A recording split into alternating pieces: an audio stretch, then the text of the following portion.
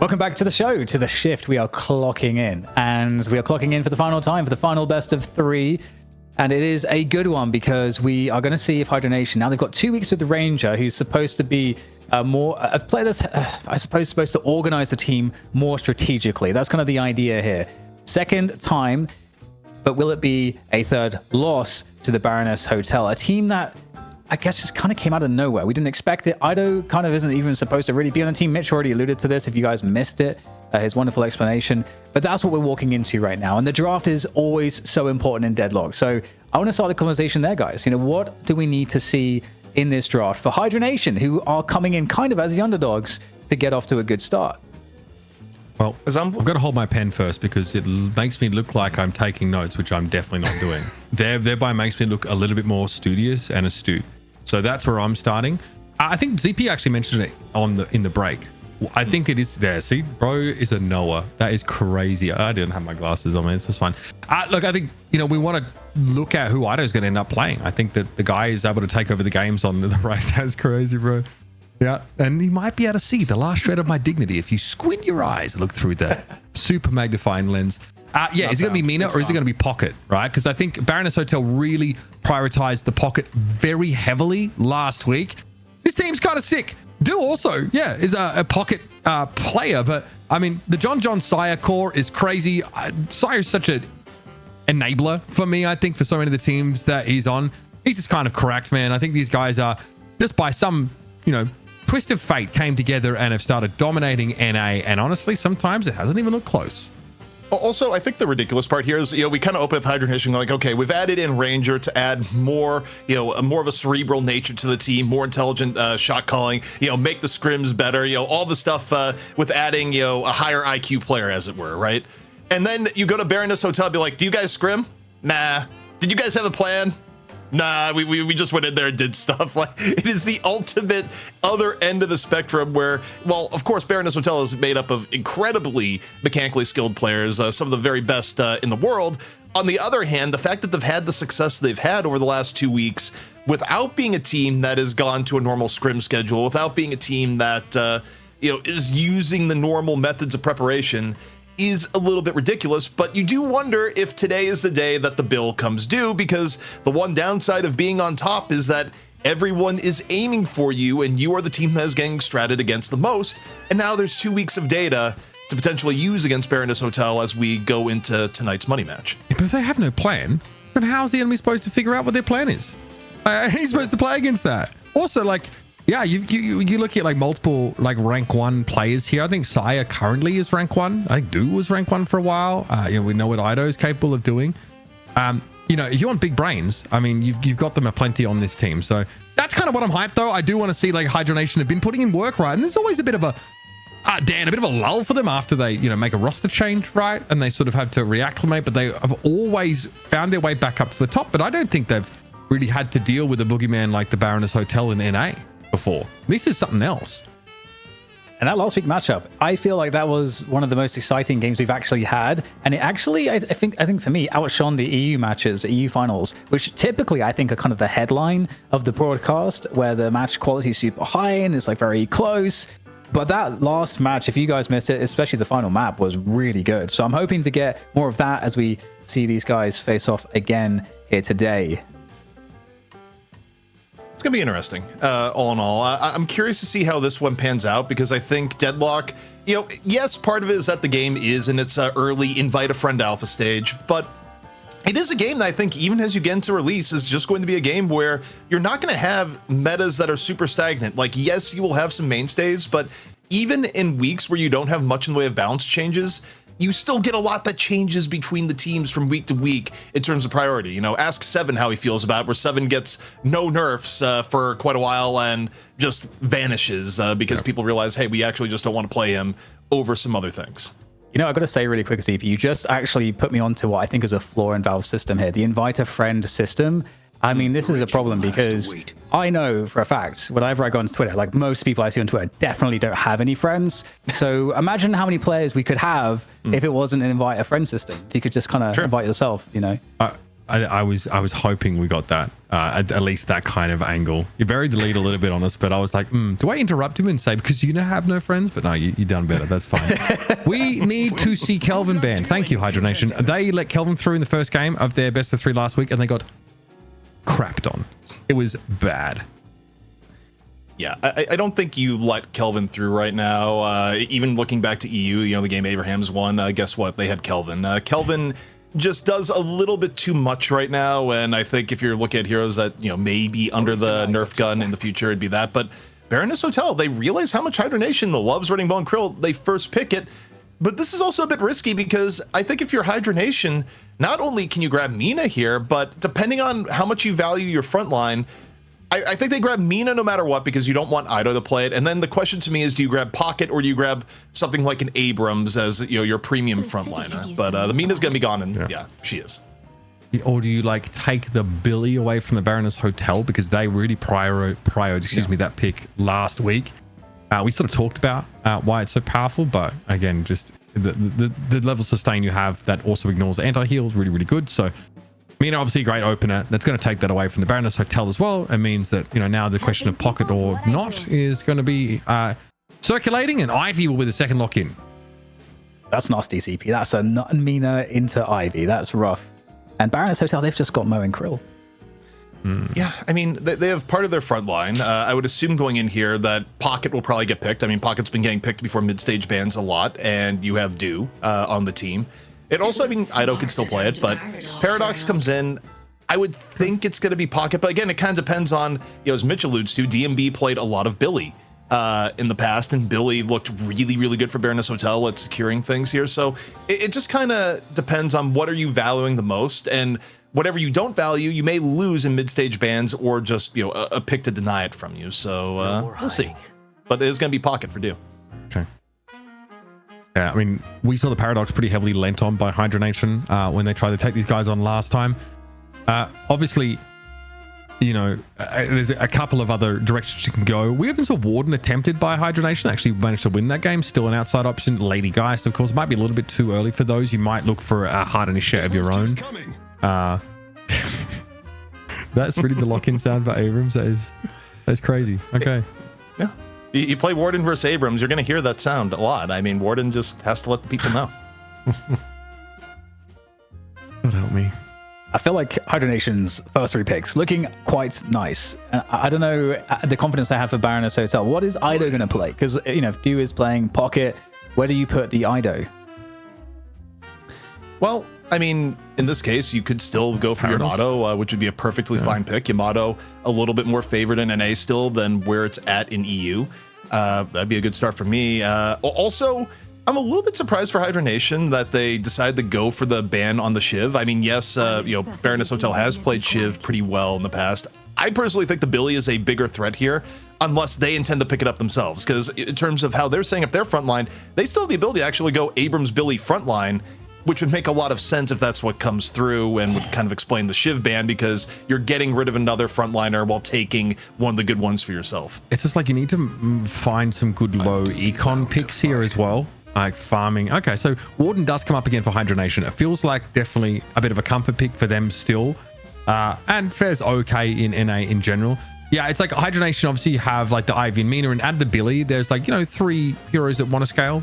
I do want to get to that those power spikes later on in the game. So need, those less soul intensive picks to come up now. The Baroness Hotel have the opposite issue. So Mirage going to be trying to power farm his way through the game with Lady Geist already taken away. And chat says Doorman Ido. That's what Chris Laura said in chat. And maybe we'll see Doorman come out for Ido. What a shout out. We'll see. That's actually true. He has been grinding out a lot of Doorman on stream too, in addition to the Mina. So Ido on Doorman act, that is a good call, just based on his stream habits. So, and they could probably pick that up last unless Hydra Nation goes for the deny. Hydra Nation picking Warden there, I think, is kind of interesting. I'm not convinced Warden is the best pick in this situation, but it may be the best pick for AVG, where it's one of AVG's historic comfort heroes, and generally speaking, he's going to play a spirit-heavy build. They'll usually get a fairly early Majestic Leap and use it specifically for pushing and keeping macro pressure up. Ooh, I forgot about Viscous. That's a nice pickup. Is this the John Bebop reprise? Probably. That's so lit. We asked him actually like a few weeks ago, like we'd see that again, and he didn't feel particularly bullish about it. But I do think how the Bebop also like scaling on his range with boons is kind of nice, and it's an often overlooked factor. The Drifter comes in yet again for Hydra Nation. That is unbelievably spicy, and then they've got a great front line. And you know, this Ivy Mini can get rolling. Like I like this Hydra Nation. I think the reason why we think their draft looks so good because they've got they picked the flashy heroes up front here and still had space for the Drifter, which is fantastic. So question is it Doorman? Will he be of service? He will. And yeah, it's going to be Ido. So, you know, I think we have a pretty good read on the Ido hero pool of, you know, this month in 2025. You know, Mina, pretty high priority. And then if no Mina, no Pocket, Doorman goes on in. And I mean, truthfully, I think you just kind of give the Pocket the due here regardless. So, yeah, I mean, as I look at this here, the early game for Baroness Hotel is terrifying. The ability to invade, get picks with Mo, the ability to go with the Paradox, the Bebop. I mean, your pick potential is out of this world. But I mean, fighting pitched engagements, I mean, outside of like the Affliction and Mirage being able to put that consistent damage down, Hydra Nation get a lead and can force fights around key objectives. They look very, very good. I think a lot is going to depend on how Drifter factors in, because unlike the previous game, Dan, Drifter was paired with the Paradox. There was someone that was able to set up that isolated state in lane, which is not easy to do, and guarantee quick kills with that melee build. This time, Hydra Nation do not have that aspect. Maybe if they put the Abrams with the Drifter, they can try and shoulder charge someone, get them, you know, to where they sort of need to be. But I don't think it's so cut and dry this time around. I think you're right. I think it's going to be a great test. It's going to be a great test if this Drifter is actually legit. And a Drifter actually looks like he's a few too many, you know, buy. What's like Klarna? It's like, how do they call it? Something pay later schemes. Oh, you buy now, pay later. Those. Yeah, yeah. Payday loans. So you're talking about payday loans. Payday loans. Sort of. Yeah, that's a variation of it. There's a specific term for those, but is it just me, the Baroness Hotel's comp designed to abuse the shit out of Veil Walker? Like the whole thing. Like, this is disgusting, bro. I like it. Okay. It's really designed to just break the game wide open in the 8 to around 16-minute mark. If they're not able to get good invades and get good picks with what they're doing, and if the game stays even soul-wise, Hydra Nation has a lot of tools to just make things immensely painful for them. Hydra Nation is also just going to have better scaling overall with the heroes that they picked. So it's, to me, Baroness Hotel is going into this game on a timer. They must get ahead by the mid game, and if they don't, Hydra Nation is working with a pretty obscene advantage in my mind. We are, by the way, 12 subs away from 1,000. Big shout out to Milk and Joy and Pete_ZA. Thank you very much for subbing. 12 away from 1,000. And then Jason is going to do something humiliating.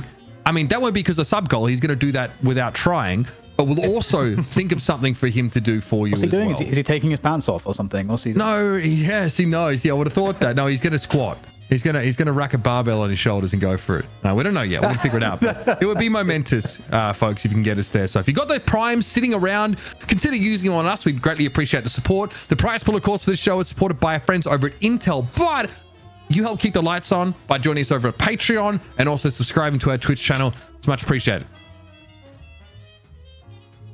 All right. Well, I'm vibing with the Baroness Hotel ZP. I feel that the Riz factor is too high on the Baroness Hotel. I think also you kind of have to consider where these teams are coming from. If you're a team that's not doing a lot of scrimming, but you're a team that plays the game a lot, which is very much the case for Baroness Hotel, the cracks in your coordination don't really appear until the mid to late game anyways. So one of the better ways to put things away, you build a team that is incredibly stacked for the earlier part of the game where you can kind of win the game outright before the impact of coordination and scrims and otherwise could maybe give Hydra Nation an edge. So, for Baroness Hotel, maybe recognizing where their strengths are, it's not a bad draft for them, I would say. The question is, in the broader sense of things, is the layaway scheme for the Baroness Hotel over? Do they now have to pay up after getting themselves some nice little bit of pocket change here? Thanks to our friends at Intel for being victors in night shifts 6 and 7 for NA. It's time to find out. We're headed over the Cursed Apple here, and we can get a bit of a look at our lanes. already floating over the left-hand side of the map means that Rocker is going to be set up here alongside Hydration. So calling a tech pause here. Thank you very much. A deadbeat beat and the Hayron. Thanks for the sub. Thank you. Also, in terms of hero swaps here, it's going to be Ranger on the Drifter, not Hydration. So a change up in who's playing what. And yeah, I mean, look at the lanes here. The interesting part is that I don't think the lanes for Hydration are necessarily weak. It's more so the danger for them comes into play once ults are a thing and Guardians go down and you have rotational play coming on in. That's where you get more of the power spike from your Bebops, your Paradox, your Moes, and thereabouts. But within the lane phase itself, Hydration, let's take a look here. So it's Hydration in the blue, it's Baroness Hotel in the yellow. And based on the lanes here for Hydration, you got a Viscous Warden lane in middle. And at a bare minimum, I don't think that lane is necessarily going to beat down the Doorman Paradox lane, but I don't, if they play it safely, I don't think it's necessarily going to lose either. So, I think Hydration, a lot of these lanes, even if they don't outright win, they should be able to keep it even if, they don't get mechanically outplayed. One quick question, ZP. You're talking about rotations, but I don't have a protractor. What do I do? You've caught me off guard. I'm sorry, guys. Pucket's not here, okay? I'm trying my best to fill in. ZP.exe has stopped working, bro.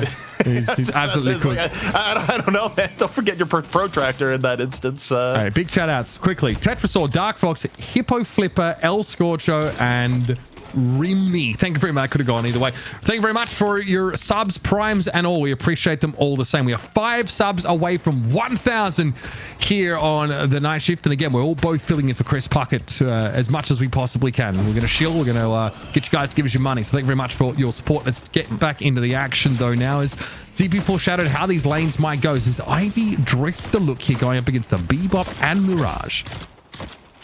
Also, in terms of, doing... Oh, hold the phone. Hook over and in. Early enough, that's not going to be a kill, but it does help in gaining an HP lead. And also, Mitch, in terms of filling in for Puckett, I did my duty. I drank 1 Celsius earlier because it was on sale at Costco when I did my shopping this week. How are you feeling? The shivers? Are you sort of dialed in? You seeing smells? Not really different than normal, which may be more concerning in and of itself, given that I think it's like 200 milligrams of caffeine. Yeah, of course, Celsius, great people. Obviously, not sponsors of the show, but they could be if they wanted to. If they wanted to get on board. Obviously, it's powering ZP tonight, so, that's an endorsement in and of itself, I'd like to think. Saya, look at the do here. Tough, though, for Hydration. Was definitely getting eyed off by that pocket. So the Baroness Hotel already starting to put things together on this left-hand lane. That's your Mina lane, too. I mean, granted, the burst potential of Pocket's still pretty high. Just out of position for one moment is all it takes. And, always rough when it happens to your Abrams. The one hero that doesn't really enjoy being behind, probably has the most outsized impact on his game. A fed Abrams can take it over. A weak Abrams becomes support, and not the way people usually like when playing the character. Yeah, no doubt about it. And if we're talking about snowballing in that mid game and getting good invades off Veilwalker abuse, then that's a good start. That's what you want to do. Make it harder for Hydration to roam with that level of impunity and intervene in some of those pick scenarios. We'll see how he fares here, of course. Gone for some sustain in lane to the itemization here. But look at that. Saya always looking for a chance to come forward. He gets some scorn, regen, shoulder charge. Pretty bloody good. Forces the burrow here out from Saya. He will get his stay of execution, but he's very low. Kind of interesting. People might look at that and go, why didn't he go for a melee there? Surely he could have went for a melee. And the reason is that teams have gotten pretty good about sensing out that and getting a parry in for your teammate. Dude could have gone in there and saved Saya if Hydration went for the melees, so that's why I don't think it came in. And 1,000 subs, bitch. That's massive. Thank you very much, everybody, for your support. Sari's Shuffle. We appreciate you. Thank you for getting us to that particular milestone. Awesome to have you guys on board, and what an auspicious moment for it to occur. I know Chris Puckett would be absolutely cheering right now if he wasn't, I don't know, probably working another show. Who knows what that guy gets up to. Thank you. We've gotten there after 8 weeks. That is freaking awesome. Let's keep the good times going. I think it's more like 6 weeks. We didn't have a sub button the first 2 weeks. True. Yeah. Ooh, handicap. That is cool. Sick. That is sick. Love you guys. Thank you very much. Okay. In other news, Leffer fighting for his life here to try and defend this Guardian, which, by the way, has been chunked down very heavily. Again, it is Bebop and it is Mirage, so that is what they do. AVG Also inflicting, trying to inflict the same on the Hydra Nation in that mid lane. But yeah, right side lane, definitely looking very strong here for Baroness Hotel. It needs to be. With the comp that Baroness Hotel is running, they need to put this game away early. They cannot have this be an even game, past 20-minute mark with the combo there and hydration going down. It helps even more. More time uncontested here to get damage in onto the Guardian, because Lord knows Rocker at half HP isn't going to be coming up to challenge that. At least not until hydration comes back. If this keeps going, at what point is hydration going to be able to be relevant in this game, ZP? It's going to be tough. I mean, at the bare minimum, you're going to have to allocate more farm for hydration to get back into the game. And while hydration is off taking camps and licking his wounds, you don't have Abrams going on rotations and setting up picks for your team. So it's difficult. It's going to delay him from getting key power spikes like Warp Stone or Phantom Strike. Yeah. Crucial, of course, to make sure he gets to his intended target and takes him out of the fight for as long as possible, not to mention blowing them to pieces. So this is the right side of the map, is worth keeping an eye on here. Binding Word will be circumvented by the use of the door for Ido. Always ready with the tech. He gets out of that situation. Scout's healthy enough here, but doesn't want to fight 1v2 for the time being. And Hydra Nation really starting to lean in a little bit. Of course, this is a pretty oppressive lane to go against. A lot of poke here between Viscous and the Alchemical Flask. DMB, compromising spot for him to be in, trying to back away here. Decent damage they're being put down on Ranger, though. And it looks like Baroness Hotel been able to turn this fight. It looked like ZP, Hydra Nation were getting sick of being stuck in under their turret, trying to go for something and still get nothing. Yeah, I mean, DMB just able to break the ankles just enough towards the end. And speaking of getting broken, hydration forced back. DMB goes for the Guardian reset at the end, where, we kind of talked a little bit about it, is that the Guardian reset, even with the longer respawn time, still generally seen as worth it. Although in this case, DMB may have fed Souls over, given the fact he didn't get the extra 10-second respawn on there. And Ranger is he might here. not have waited long enough. Is Ranger trying to lane swap? Might be. It's 6 minutes into the game. Could be a bit late for that. Sai trying to go for the combo. Nox Nostra here from Rocker. Sai just a little bit too deep. It was just that extra player waiting in the wings for Hydra Nation to relieve some of the pressure they've been feeling on this left side. Their side lanes, been doing pretty well on the right side. So now a chance to get that wave shoved on in, give a reprieve, a window for Rocker, who's almost, of course, at that next soul milestone, could pick something up. There's that poke from Ido, though. Pretty problematic. Sai here as well, happy to dance in the middle of the map now. Binding Word catches. Nicely done. Gooball making it impossible for the escape. And so, Lomane is being sent on an all expenses paid trip to the Baroness. Yep, goes for the cube at the end to take 0 damage rather than anything. Still not enough for the save, but does end up being a bit of a trade regardless. AVG able to come out with a little bit of farm. Meanwhile, on the left-hand side, Guardian taking even more damage. But honestly, for Hydra Nation, so long as they don't get too far behind and they retain the ability to push objectives with Rocker as time goes on, if Rocker can, get a kill or two here and there, I mean, they're going to have options. Baroness Hotel needs to not only win, but they need to dominate in this period of time, Mitch. That's beautifully done there by Do. A good setup as well, of course, with that baggage car, but is able to emerge from the satchel with a flourish and keep the Baroness Hotel ahead of the game. It's been a very frothy 7 minutes of play, but the Baroness Hotel have found themselves ahead now with that Guardian picked up on the right side. They've been able to apply enough pressure, and also that left side one is getting low. This has amounted to a 6 to 7k soul advantage. Yeah, and I don't think the left Guardian has a lot left in it here. One more good pushback from Baroness Hotel, and they're going to take that. Be up 2 Guardians to 0 here so far, and see the pressure coming on in. Rocker, though, able to go in on mid, use Venus pressure to grab that. So opening up mid, not the worst here for Hydra Nation. But they're losing out on the trades, right? It ends up being well, actually it's a 1-for-1 trade. I guess it's fine. But the Baroness Hotel get that Guardian on that left-hand side of the map, and dude, hydration at 5k souls here is really squishy. Compare that to DMB, who's already made his way to 9k on this Mirage. Comma going to be used here to attempt to try and isolate AVG, take him out of the fight. Nox Nostra, though, to silence away Sire. And where's the backup supposed to be for Baroness Hotel in mid? It looks like Scout is trying to get there, but doesn't have a paradoxical swap to work with. And bro, this guy's got plot armor, man. Sneaks away with the burrow. Sire lives to fight another day. Able to get on out, and now a healthy 12k lead for Baroness Hotel. And, Mitch, when you pick the sort of comp that they picked, this is exactly where Baroness Hotel wants to be. It's where they need to be if they're going to make this comp work. now we're kind of into the execution phase where you have this big lead. Can you keep taking the fight over and in and getting Rocker the one-way trip into the Baroness Hotel? That's one way to do it. She doesn't have Sanguine up. She's not gonna be able to desync. Yeah, she's gonna die. The cube got used early, I think, by low main, or I guess, yeah, trying to protect from that sort of burst of damage when exiting the Baroness Hotel, but then you can't escape the Baroness Hotel anyway. So yeah, see the idea there. It's only really something you can use on yourself as Viscous. Cube yourself as the Baroness Hotel's about to.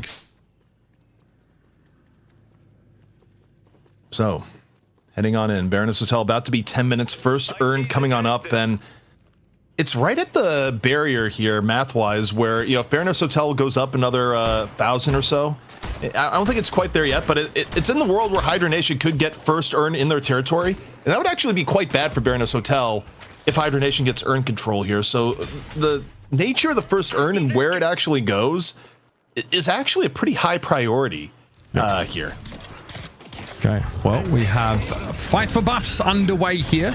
Baroness able to get that one on the left side of the map, but Hydration comes on in, and Scout is going to be punished. Scout, obviously, low econ, purely building for that utility and pick potential. And so here is that earn about to come about. And we see the turn in is deep in Hydra Nation's territory. And that was the important part about grabbing the earn here. It locks in. That'll be in Hydra Nation territory. Baroness Hotel fighting to get control over the earn just to prevent the turn in, but they may have gone a little bit deep. Dew barely able to escape off the cloak. Hydration a little bit low. Still fighting here. Tanky as the Abrams. 160 HP, and Ido can't get away to his own door. Dew back into the fight. Maybe enough to finish off Hydration here, and but comes at the cost of his own life. And while this goes on, the earn has now been picked up by Hydra Nation, and this is going to equalize a lot of the soul deficit here, Mitch. Yeah, I mean, that is definitely one that you can slot into your territory. Hydra Nation definitely benefiting here, and the Baroness Hotel might just let this one go. We had Dew on the map, who got jumped on early, I think, and had to escape in order to return after the use of the flying cloak. And yeah, could only get that sort of 1-for-1. So nice little earn take here for Hydra Nation. This is going to have the effect of acting as a bit of a relief valve, because the things they got going for them is that Leffa and AVG are starting to pump. If you want that Ivy to be a real threat later in the game, you are on the right track. Also, you look at the income allocation here. I don't love John being one of your players at 12K. I mean, granted, you don't have a ton of ultra late game characters, but in terms of soul carrying, you know, your Bebop being one of your most farmed players, it isn't great if the game goes super long. It died for a second, Mitch. I think you're back. Say something. I didn't realize that my mic sounded like doo-doo for a moment, but we're back. You're good. You're good. Yeah. I mean, that's probably my fault for trying to make use of a Zoomer meme in the middle of my casting, so I guess I got to pay the piper on that one. Well, if you have to ask, you'll never know. So, back in we go. 5k souls is the difference now. The earn pick up for Hydra Nation, like we mentioned.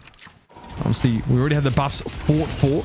Now we're looking back towards those big objectives. AVG is going to be caught here, and it's going to be tough to escape into the combo, straight out of the paradoxical swap, and AVG, fed as he is, simply ceases to exist. Even if he had last stand up there, he had no ability to use it, just completely locked down. However, Guardians getting equalized across the map here. Hydra Nation picking up 2, and that's huge, not only for souls, but also just opening up the map for a little bit more control as, you know, Rocker gets a little bit knocked off the zip line for a moment, and, you know, a little bit wondering, is it going to happen again? Eyeing the terrain. Now, notice that TP's across the map here for Ranger. Very active. Gets caught up, though, and is hit by the slowing hex of the Paradox. Scout, unclear if there's any real desire to follow up on this. It might well be the case. Even a door popped here. And okay. Well, Ranger, enjoy your stay. Now, of course, is there a chance for Lomain to intervene? Looks like he's going to try to. And Ranger, yeah, gets cubed. It's a good cube. I mean, it prevents the burst on the Ranger after he gets free. And in fact, on the chase down, you're able to get Ido, who just runs afoul things, didn't have door up and ready from the looks of it. And now things get really dangerous, I think, for Baroness Hotel here, Mitch, where Hydra Nation, they're going to get more of the map. They're going to keep things even with a comp that, you know, as we kind of talked about, scales better into the late game. And, you know, that early earn, I do kind of go back to that. This is a little rough, but oh, the hook. Grabs left it from a real long distance. Note that this is a gun build by the looks of things. Tesla ball's been taken here by John, so This is going to be pretty sick later in the game. I did wonder why so many souls have been funneled in that direction, and now we have our answer. John's always going to give us something special on the Bebop. That's what we've been conditioned to so far. So watch this space. Next 10 minutes, pretty important overall here, where I feel like there's an indescribable amount of pressure right now in Baroness Hotel to get an extra pick, to turn things into a mid-boss. And to me, you got to be looking towards Saya, you got to be looking towards Scout and John and see how this could be opened up. And Mitch, right now, they're saying, let's open up on left. Yeah, this is looking very, very dangerous. Ranger brooding on the rooftops is going to pop that Eternal Knight here. Scout happy to actually just chase and hits the paradoxical spot regardless. Through the wall, silence in effect on Ranger. And the rest of the Baroness Hotel were able to turn up and find that elimination. That'll be now pressure onto the Walker that AVG alone is probably not going to be able to mitigate. Elsewhere across the map, Hydra Nation are trying to maybe do something towards the mid side here and a chance to pick Idorian off, but it is very much about this Walker, which unfortunately just won't be a factor for very long. Another Walker take here for Baroness Hotel, getting them further ahead once more. Another trip to the Baroness. Goes Hydration. Hydration low on stam on the way, gonna pay the full checkout fee, and it's lethal. Yeah, that is brutal, of course. Abrams not exactly the best equipped to run that particular obstacle course. An important pickoff, obviously, on someone who we mentioned that if they don't get started early, will struggle to be a factor. Both Hydration and Ranger, might find themselves with difficulty taking any of these sort of singular engagements. Stalker's Mark was used there, but of course, invariably, the rest of the Baroness Hotel turn up where the action is, and that's a combo used to take the Drifter out of the game. Big pressure to this right side now. The Baroness Hotel, they're all in on these objectives. They have to be. Here comes AVG, the one moment of power here for Warden. Off the leap with the last stand. This is going to be good enough here for Hydra Nation. Puts Paradox in a bit of a bind, but the rest of Baroness Hotel able to get out of the danger zone, and now you're stuck at the other end of Warden where you're just not going to be that effective for a while. Yeah, Hydration able to catch them pretty deep. This is likely is going to be a 1-for-1 at best. Hydration knew that he was extremely out of position relative to the rest of Hydra Nation, I suspect. Still went for it. So Saya, comfortably sets the urn by his side, decides to ultimate the Abrams, and then, well, it's back to work. It's towards that left side of the map now. It's a deep turn-in location on the Hydra Nation side, but with a 12k soul lead, the Baroness Hotel feel like they're well equipped to throw down for it. At a bare minimum, you don't want it to turn into a Hydra Nation urn. You don't want them to get the comeback souls when the entire way you're playing this game is to keep momentum up and basically stay paced ahead of Hydra Nation and where they're at. Baroness Hotel is still keeping with that objective, but should they give up the urn to Hydra Nation, they may be running out of chances to put this one away, but right now, they're in a great spot. Also, Do has gotten very farmed over the last 5 minutes, Mitch. Do is ahead of the game and a huge threat now to Hydra Nation. There's an attempted a turn in there by Saya. Didn't quite know what was waiting from the other side. He's still going to go for it here. Earn deposited. This could cost him, though. Burrow, of course, will allow him to get away. There's still a fight to be had, though. And Saya, well, that combo's just come back online. Does he have the help to make use of it, though? It's Nox Nostra from the sky for Rocker. But the Baroness Hotel have kept them at a respectful distance. Earn not fully turned in. That was interrupted. Here comes a tornado straight on in as the Baroness Hotel would hope to interrupt. DMB, key feature in these fights so far, but Rocker and Low Man able to find their elimination. Scout gets the Earn yet again. Last stand was in play. Hydration a little bit low, just trying to shepherd people away from the turn-in location. And John is out of the game. It's on Do and Scout, the former who wasn't really able to be much of a feature in this fight. And the Earn gets turned in by AVG in that small window just before Do can come home to call. And now it might be chased down by this Warden. 22k soul AVG is no joke. Cold Front used to attempt to try and hold Do in place. He might be able to slip away after all. Disaster of a fight for Baroness Hotel where they were Saya was real close to getting the Earn turned in. It gets interrupted at the last moment. Doesn't get the turn in. It turns into a sloppy skirmish across the way, and Hydra Nation is just able to outplay, get slightly better position. In the end, they're the last one standing, and between AVG and Hydration just have enough HP to tank a bit of damage, get the Earn turn in their favor, and now the soul difference has been pretty much evened out. And Baroness Hotel, they're starting to get out of their window now, Mitch. It's not over, but they're progressively getting to a spot where their options to win get less and less, especially as things like Gun Ivy from Leffa start coming online. And this is where the Veil Walker pickups are pretty relevant. Obviously on Mon Krill's, no surprise to see that there, but I do wonder just how many Baroness players have opted to pick that item up. Okay, got some action here. Warp Zone attempt for Hydration to look for a connection. None of the abilities really sticking, though, as yet another Veil Walker recipient here in Scout is able to slip away despite being blinded by that Eternal Night Ranger, though, gets picked off. I mean, you can't blind everyone. That's the fact of it. Hydra Nation now have lost their drifter, but he's, again, the least farmed member of their team. It's that mid walker, though, they've got to start to be concerned about. They might have to fight a bit harder for it. They've got AVG at least with Last Stand ready. We'll see how hard Hydra Nation wants to fight for this. Again, I think for Hydra Nation, their strategy right now is just don't lose too badly if you do have to lose a fight. Buy time for your Gargoyle to get online. Buy time for things like Warden and Mina that get a little bit scarier. And they are very close to their goal right now. And even though Baroness Hotel, I mean, they have more control of the map, they still need more than where that, but okay, that hook from across the way pulls in Hydration. We'll see if they can make something of this. Yeah, Zyra attempted a chase down there. Doesn't look like the combo was actually used in the end. Looks like Baroness Hotel thought they had enough CC. We've got some pretty big power spikes coming online, though. AVG recently got that Mercurial Magnum, and John has got that capacitor ready, of course, which is going to shut down those non-ultimate buffs, but more importantly, that very heavy decaying slow. It is a minus 100% max move speed that decays away for 5 seconds. Here's that urn picked up. Now, this time, Baroness Hotel feels like they over-prioritized it in the last fight. CP really concerned about turning it in and not about fighting and just sort of winning the engagement first. Yeah, I mean, I think the reality is that Saya may have thought it was turned in to begin with. It was like so ridiculously close to being turned in. The interrupt had to have come in at the very last second, and it just, you know, it's one of those things where a split-second judgment kind of went the wrong way and had terrible consequences. But now this next urn could be vital for either Baroness Hotel reclaiming their edge or Hydra Nation being fully evened up or ahead. But here we go, the fight begins. Yeah, nice door set up here, but there was going to be a response straight away. Mark him in from Ranger Room. Going to be taking him a Hydration Puddle Punch here just to make sure there's no interruption. Baroness Hotel would like to set up and sort of go for a fight win here.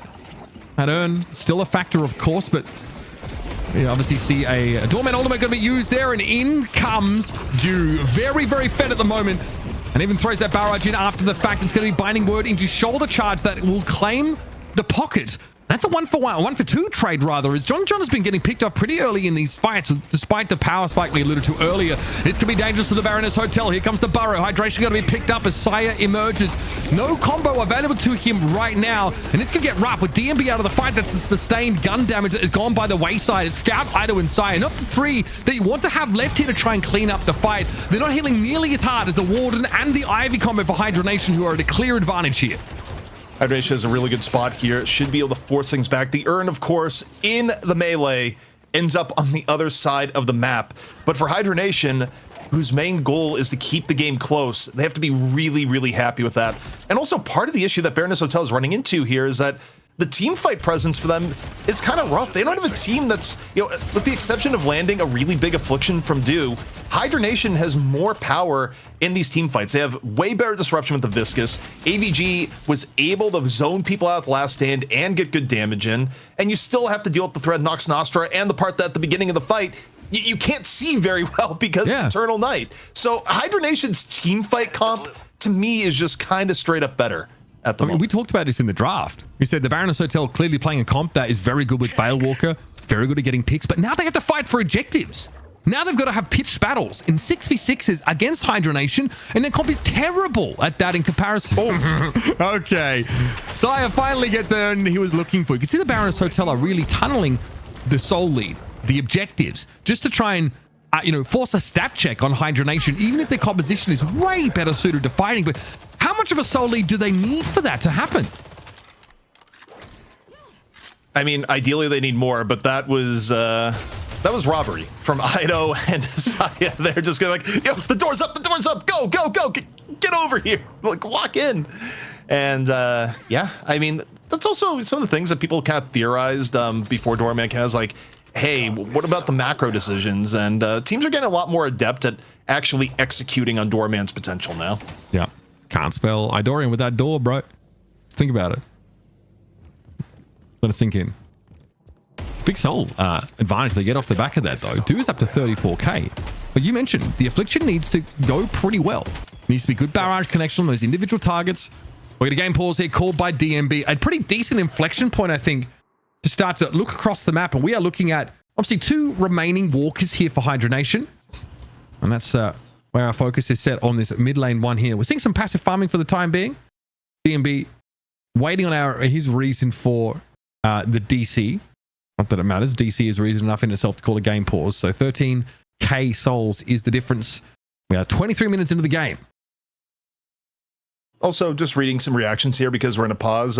One question from chat is, why does Warden have ult again? And I haven't looked closely at AVG's items, but I know AVG's build day has been running for the last few weeks, and AVG will prioritize getting at least compress cooldown on ult, plus getting Enchanter's barrier on top of it. And yeah, I mean, take a look at that. Yep, there's the Enchanters, there's a compress cooldown. So you're wondering, why does AVG have ult up a lot? It's like, well, it's by design.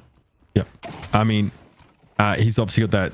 Yeah, you can obviously build that still in the transcendent cooldown. I mean, the truth is that Warden without his ultimate is just really not nearly as scary a prospect, right? That's where AVG looks to be his strongest. He's going to be interacted with here to some degree is Baroness Hotel, trying to set a pretty far forward line of scrimmage on this left side of it, but they want picks. They're not getting them. Now they might have to fight for it. That's the problem. When these objectives come up, they don't quite have the stopping power here to make it hard for Hydra Nation to get in. Nailed edit. Thanks for the prime. Nailed it. That one. Yeah. Nailed edit. Nailed dead it. Nailed edit. Yeah. Okay. Hydration has to warp away. Does see an attempt at a pick on him, and this is kind of the bread and butter of the Baroness Hotel, but then when the crackback comes, like we mentioned, that's when they can look a little bit more fragile. This hasn't played out all that well for them now, and all of Hydra Nation have just congregated in through mid. Last Stand will make short work of Sire. Natural combo carrier now down. Baroness Hotel don't want to have to fight any longer, but they may not have any choice. Looks like Ido's been snarled up into the mix here. Who's taking that ethereal shift to try and get eyes off him midway through these fights, give him more potential to fight those prolonged engagements. This is about to get messy though, just to break in the fight. Ranger goes down, exchange for Scout though. Another pick potential player off the map. Ido also looking a little bit low, and John is down. This gun gets his gun build, the capacitor carrying makes perfect sense against the comp that Hydra Nation have, but John is just not getting enough done. Also, I gotta give credit where credit is due. The way that fight started out was discombobulated for Baroness Hotel, and a lot of it I think was because of Eternal Night. There wasn't a great reaction to AVG popping the last stand. He was able to get enormous value with it, but the fact that Baroness Hotel was blind going in, I think really made the response quite poor position wise.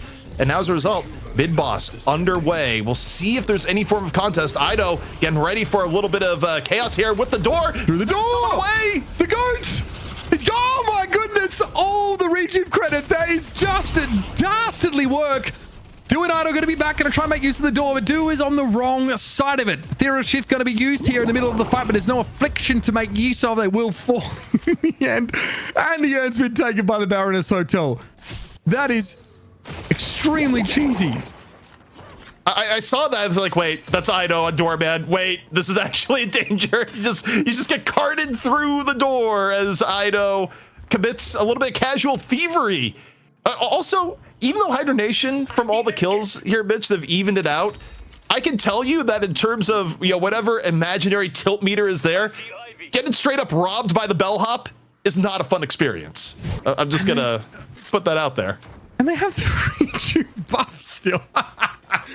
Well, I've got 1 credit remaining, which is big. The problem is that they still don't team fight well, right? Like Hydra Nation, even at a soul disadvantage, look a lot stronger. And again, I think you mentioned it. That last pick, Drifter, the Eternal Night, again, discombobulating, line of sight, making it hard for these pick heroes to actually do their thing. Ranger definitely adding a whole lot to this team after having come in, that's for sure. Big brain draft, and it's panned out pretty well. Unstoppable now, taken up for AVG with Hydration, which is he had that item right now. I suspect he's been taken down. The Baroness Hotel able to do their thing.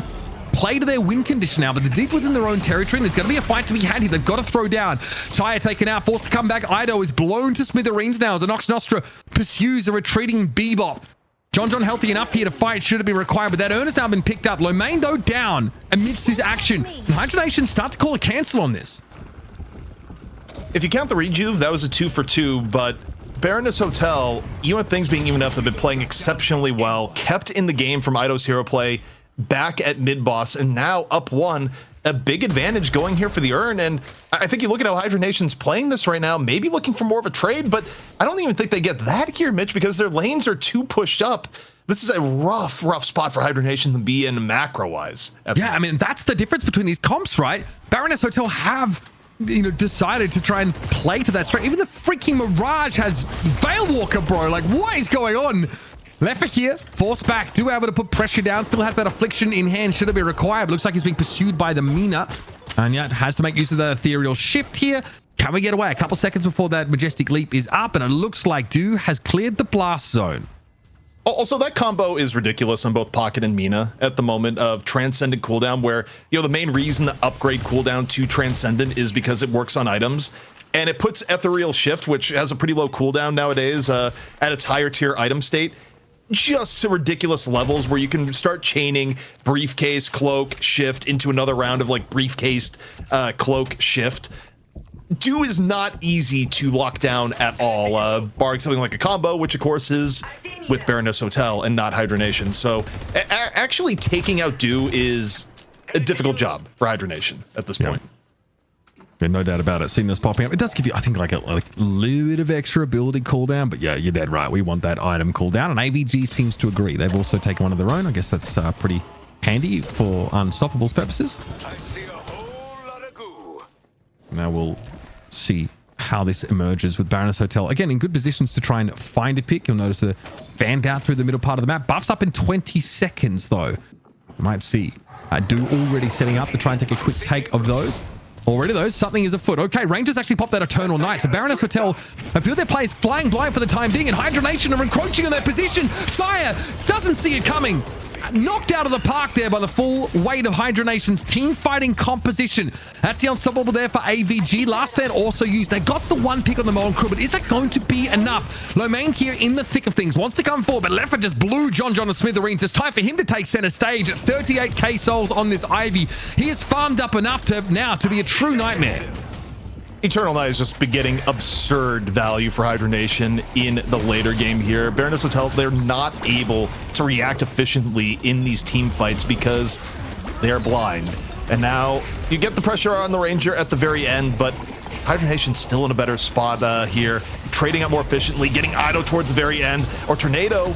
Now, a little bit of chase down here on the Hydration. Hydration low enough. Do able to finish it off. Isn't it? Still one up is Hydra Nation when the dust settles. Yeah, I mean, not bad though for the Baroness Hotel considering how the fight started, but there's an issue. This wave push here for Hydra Nation, this macro outplay from the Baroness Hotel is starting to cost them some health on their shrines inside the base. They're going to have to turn around and deal with that immediately. Look at the Baroness Hotel. Go towards the right side of the map, start shoving that wave in as well. Urn has come up. Map control is looking very, very good. And look, the turning location should be approximately neutral, maybe even favoring the Baroness Hotel now with how these waves are pushed. That was closer than it should have been for minions potentially getting a shrine, but Hydra Nation able to rotate over in time. Still, overall farm here. Hydra Nation has to like the state of the game because what we've seen in these fights here, Mitch, Baroness Hotel somehow have to get Hydra Nation to pop Eternal Night and disengage in a way where they don't lose someone, because the way the last few team fights have gone, where Hydra Nation has generally gotten the more favorable trades, is that Ranger sets the tone, goes in with Eternal Night, and someone gets blown up, and Baroness Hotel is not able to have a response that keeps things in their favor. And again, we may be seeing more this year at the Urn fight. We'll see if Ranger goes over, but ideally, maybe you go for the Urn turn in and then go with the intent of disengaging as soon as Night gets popped. Yeah, you might be right. And Baroness Hotel want to make use of their map control here. That means a safer Urn turn in, more threat implied, at least by that. But there's a catch already on the one who would start the fight up for Hydra Nation. They need Ranger to bring that Eternal Night into the game. Rocket, though, still going to hit like a Mack truck, and Scout is on the receiving end of it, but he's one of the least fed members of this Baroness Hotel outfit. It's really about getting DMB and Dewey in the thick of things. DMB really can't get too close to the action either. Sire, still alive, made good use of that combo to find that first pick, but look how quickly the reprisal has been. Scout and Idorian, basically paper mache out there on the cursed apple, get blown apart. That is tragic for Baroness Hotel. They nearly had the exact opening they wanted. The rest of the team fight, not necessarily as good, with both Ido and Scout getting caught towards the end, but taking down Ranger before the Knight gets summoned That was the ideal. Now mid boss is back up. Rocker is about to have Nox Nostra up, and we'll see if Rocker chases us down. But realistically, Rocker should just be going the mid boss and lighting it up in one ult. Yeah, 100%. It's about forcing a fight over an objective, or it's hard for for Baroness Hotel to find a sneaky pick by making use of map control and information. And there it is. Nox Nostra eats mid boss for breakfast. And now we're going to have a fight over the rejuve. No funny business here with the doorman this time around. Let's see what's the come of it. Coldfront going to be popped straight away. Stone Idol going to be thrown into the mix, though, by Leffer to interrupt. A lot of players stunned up right now, but as rejuve buffs are slowly trickling in the Hydra Nation direction, John gets himself one, but at what cost? He'll be brought down, and we'll have Do brought back into the fight at the very least. Affliction in play. DMB is found, though. And Baroness Hotel really don't have any legs left to fight on. 3 rejuve credits for Hydra Nation. Buff in hand. Do eventually falling. And this is looking very, very bad for Amberside. The souls may be even, but if you listen closely, you can hear the bells and the tolling of the end and where this is heading. This urn going to be Hydra Nation's. The remaining walkers that Baroness Hotel has likely about to be gone. Take a look at AVG off on the left. I don't think anyone is going to get in his way as he grabs that, nor is anyone going to be interrupting Ranger as Ranger turns in. This lead right now that's relatively even is about to get very Hydra Nation sided when they already have a comp, Mitch, that scales better than where Baroness Hotel is. Yeah, I mean, I think that Baroness Hotel's window for making use of this team comp is well and truly close. They were hoping for, a pretty successful laning phase with a lot of pick potential and, 2v0 fights. Unfortunately, it doesn't pan out that way. Hydra Nation do very well at trying to eke out edges in the macro game, even if they sort of suffer from the constant sort of threat of being picked off if they're left out on their own. Now, while they're dealing with this full power Hydra Nation roster with the Ivy's up to 50k souls, Rocker is at 45, AVG is at 56. They are scaling out of control. Now, flex slots matter at this point in the game, but I think Hydra Nation are going to be able to collect those just fine. I think it was used in the last fight, and we didn't talk about, but also this is a full-on refresher Ranger. He is a one-man solar eclipse right now, Mitch, is what is going on, where, the ability for Baroness Hotel to actually respond appropriately now, soon to be down 30k souls, is going to be difficult unless they can blow up Ranger early the way that they did before, but without the side effect of losing people in the process. This comp is obviously the extreme end of the spectrum when it comes to comps that use Veil Walker really well. So that's been fun to see. It's cute. You can see what the idea is supposed to be, right? Fortunately, that's not quite enough. Mid Nox Nostra, though, there's going to be a switch up on the Mina, but I don't think Scout like where they turned up in the end there. Divine Barrier going to be used here for Rocker. They're going to be able to keep fighting happily enough, and now they're going to shove straight down mid. Scout is very out of position, forced out of the way, not able to intervene now, as there's definitely going to be some objectives taken. This is the swift reprisal from Hydra Nation. They were hoping for a quick game, but they'll take painful for Baroness Hotel, and those base guardians are getting absolutely slammed in, and there's really not a good way to stop them. Dude drops on N53k. Massive! That's big! Absolutely the most ridiculous affliction you're ever going to see. All of Hydra Nation is feeling the plague of the frogs here, Mitch. But they also have 3 rejuve charges. What is the follow-up going to be? I mean, they disengage. That's all well and good. Dude's hoping to find a little bit more now off the damage done by this affliction. And here it is. Rejuve credits getting used. That was insane. He buys the Boundless Spirit and then goes in with the affliction. And is that a bug? There's 2 Arctic Blasts in the inventory? I'm not sure. Either way, we'll circle back to that. DMB and Do come out here and at least able to stave off these attackers of Hydra Nation. That's Leffer and Lomain out of the game for a little while here. Rocker doesn't want to linger too long, but might see an opportunity here to descend on an isolated target. No! Paradoxical swap for Scout. This is dangerous for Hydra Nation. They might have walked too far into the enemy's lair. Yeah, I mean, this shouldn't have happened in this case, but also Do just came out with the biggest pocket play we have seen in a very long time, and that's kind of what reversing the situation is going to take for Baroness Hotel, but they get another lease on life here, Mitch, and now you take a look at things, more Shrine defense coming in from Ranger, the only one up right now for Hydra Nation.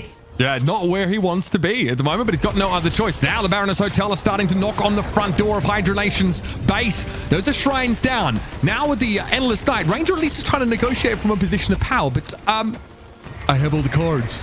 You have none of the cards. I have all the cards. Baroness Hotel pushing in, knock the patron down.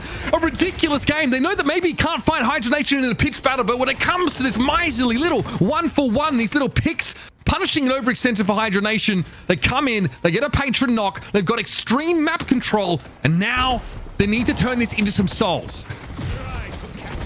What a ridiculous turnaround here so far, but can they prevent it from going out of their hands? Saya going to get caught. Hydra Nation on a chase down of their own. 2 dead here from Baroness Hotel. And you take a look, mid-boss is up in 1 minute, so there is going to be a brief window of time to potentially just force it. 15 seconds, if they're timing it correctly, where Sai and DMB won't be up. And it doesn't take that long, Mitch, for Rocker to evaporate the mid-boss at this point. No, it certainly does not. That is plus 60 on the Nox Nostra, which is obviously going to be increasing its duration by a hefty amount.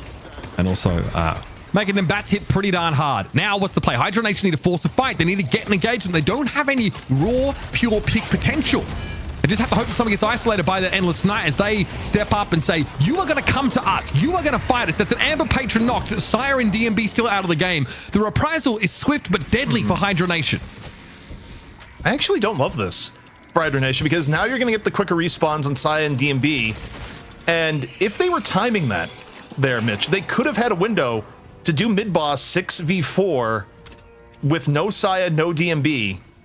And instead, they decide to use that window on getting first stage patron down. I do wonder if that's optimal. I mean, I think you can make arguments either way, but we'll see how it pans out. I think it gives Baroness Hotel another lease on life that they might not have had.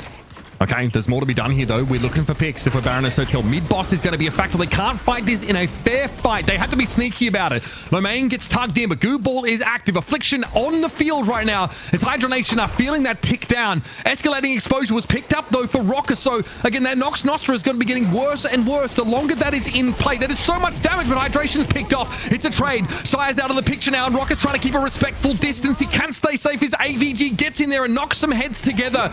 Rocker now runs straight into John. Hooked on in. The damage is pretty nasty, but still, we are very fed at 51k souls, and John eventually falls. This is Hydra Nation paving the way for a mid-boss take if they can, but do is still an issue. 62k and counting. The guy is hitting very, very hard. One of the few sources of damage on the Baroness Hotel side alongside DMB, but are these two enough to make it happen, ZP? Dude's in trouble, has to cloak away. Ranger actually catches him with that 2 ability, and now the chase is on. Do will not be allowed to escape. That's the pocket down. Hydra Nation with 4 up still, and they're going for the throat. At this point, yeah, you just end the game. You're at second stage patron. You got 5 down for Baroness Hotel and the DMB that could barely... Wait, okay. At this point, they're being ultra safe and going for mid-boss. I think you take a look at where the lanes are. Okay, that makes sense. Hydra Nation, they're too pushed up. That's why they have to go mid-boss in this instance. Backdoor protection is a little bit too good. And as a result... While this is going to be an incredibly difficult fight for Baroness Hotel to somehow win, they do get one more attempt here, Mitch. I think 4 Regia credits matters a lot for the team that wants to sort of throw down a team fight. Now that means that these Baroness Hotel picks, they, in a sense, they get erased, right? Hydra Nation can still fight. It's tough to sort of pick yourself back up from that soul revival and sort of fight, but that's still going to matter a lot. Leffa, Vampiric Burst, Crippling Headshot, though, are crucially picked up. This is about as good as it gets. This is about as fed as it gets. This is about as competitive as it gets. One of my favorite games of Deadlock to date, I think, with 2 very different takes on the game. It's a battle of ideas. 40 minutes in, who knows how this one's going to end? I kind of want to see AVG's build by the end of this year, because 67k on board and you start hitting the point of what core items do I normally never sell? Do I need to start adding on in? But the skirmish already taking place here. Goo Ball out, Lomain on the chase down. Hydra Nation perhaps sensing a little bit of weakness, and they get one down already in Scout. That's a start. They still pick potential though for the Baroness Hotel if they can carve out some of these players, but I think they might have struggled here. It looks like they've been found on the back foot. Ranger, of course, is able to make use of that Eternal Night, and it's no escape for the Baroness Hotel. The 3rd domino topples. That's John going down. Hasty Cube on Ranger to keep him in the game, of course. He has that refresher, so more Eternal Nights to come. Do is definitely going to be targeted, but we know how dangerous they are. Escalating exposure on that Nox Nostra means that pocket will crumble under the scrutiny of the entirety of Hydra Nation. And this is it. The cleanup has happened. It looks like DMB is trying to push here for the Patron, but it's a long walk, and I just don't think he's going to have enough time. Patron in the pit. Baroness Hotel know just where to hit. Insane game for Hydra Nation. What a win for them. And the team fighting comp reigns supreme. Oh my god. What on earth did I just witness? do with maybe the best affliction ever in competitive Deadlock. What, he got the entire team. They had a few chances, couldn't come back, and it's because of Drifter? Someone please explain. Well, I think Drifter, we saw the power of it here in the Vision. I think people in evaluating Drifter at times are going like, he's going around and just getting all sorts of kills and, doing that. It's like Ranger's just like, no, I'm just going to blind the other team and set up my team for success. And that is what was sort of the kryptonite for Baroness Hotel. But also, when Hydra Nation had scaled to the point that it should have been relatively easy fights, Baroness Hotel kept getting bailed out by hero plays. First, Ido in the mid-boss pit with some of the sickest doorman tech you're gonna see, executed at the highest level, and then just turning a lost fight into a win with, as you mentioned, Dan, the biggest affliction I think we've ever seen on stream. Just ridiculous. I think he fat-figured into buying 2 Arctic Blasts or something. I don't know if that's even possible to have duplicate items, but then he bought a Boundless Spirit and straight away dropped in and altered. Do ends the game with 83,500 player damage. The next closest is Rocker's Mina at 56. Unfortunately, the rest of the Baroness Hotel are sub 30, most of them. Not really able to keep up when you've got Leffer who's going nuts. You've got AVG, obviously, who's so built. Man, this game had everything. It's 2 different paradigms. It's 2 different approaches to the game. It's literally macro versus fighting on objectives, like just team fighting, turning up, rolling 6 deep and throwing down. And the Baroness Hotel, they played to their edges, right? They tried to find these isolations at the start of the fight. But like CP mentioned, when Ranger's able to use that Eternal Night, there's nothing for Baroness Hotel to see. They can't really set up a favorable engagement, and that window closes where they can isolate an individual. By that time, Hydra Nation have turned up and they've got a pretty mobile composition themselves. They're ready to fight, and they're forcing the Baroness Hotel to take them on 6v6 as opposed to 6v1 and 6v1 over and over. It is sick. Such a great way for both these teams. I'm so glad to see them both play to their strengths. This affliction, absolutely disgusting. 6 players hit, and it's not enough. I gotta tell you, you have to go back to biblical times when Egypt dealt with the plague of frogs to get something of that level of affliction. I mean, it was biblical. There's no other way of putting it. And it was just the right timing, too, because Hydra Nation wasn't all that clumped up, except for that period of time. Unreal. Incredible. Sick. So we can use debuff remover on that, on the blind, right? Like, I've never like thought about this, because I have to say I actually don't run into drifters very often. We don't see drifters in pro play very often. What is the counter? I mean, no, you can only purge non-ultimate negative effects with debuff remover. Non-ultimate. Yeah. Right. So is drifter OP now? Here's all in terms of the debuff end, I'm still waiting for the blood tribute meta. I think blood tribute is a little bit slept on. Just because of the fact that it's 50% debuff resistance, and it turns what could be a very painful affliction into, just a mild cold, as it were, or lasso into, barely an ability at all. But we'll see how things evolve. That's crazy. Do we have the match stats, or are we going straight to a break? Oh yeah, okay. We're waiting for those match stats so we can see. We got to show with our own eyes. We had obviously a little spoiler there from Mitch, but that's okay. We're gonna bear witness. Dude, I mean, it was timely. Of course, we're sort of looking at the replay, but yeah, look, this is great. I mean, again, we've been sort of going on about this for a while. NA being so competitive, really enjoyed seeing that. But I think that there's probably a less extreme version of this comp for the Baroness Hotel, where like there's maybe one more like damage threat, one more sort of really powerful late game scaler, because it wouldn't hurt to have a contingency. Because against another team that really understands the macro game, Hydra Nation, despite getting players picked off, sometimes we're fighting like 5v6 or just like claiming an important objective in response, getting an urn, turning like that urn fight was just a cluster storm for the Baroness Hotel. And they were still able to extract value even when they got players picked off and were sort of liable to lose an objective. So that's something like that you might want to consider. Maybe, is the Bebop, do you need that extra level of pick, or the doorman, I think, sets up so many incredible plays. I would never suggest that they switch that up. Ido is, I mean, if they won, bro, this is the MVP. I mean, probably gets it in the end, but that Regi play was a cinema, man. It's just sick Deadlock. We're getting really good games today. Yes, it's so cool as well, because it's kind of, it's like so representative too of the identities, I feel like, of the two teams. where you've got the flashy stuff, you've got, the big names, on the Baroness Hotel, the tech, the tactics, the grinders, and then you've got the more macro play, the well thought out strategies, especially bringing the drifter tech in this way. I love this this balance that we have between these two teams.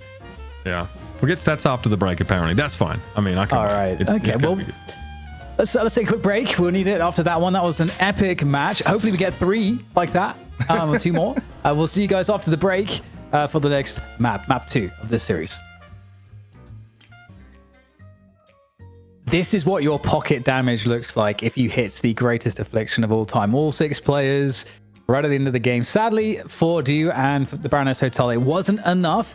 And honestly, the Baroness Hotel, they did so well in surviving as long as they did in that first matchup. And now we understand truly the potency of this drifter build and how annoying it can be.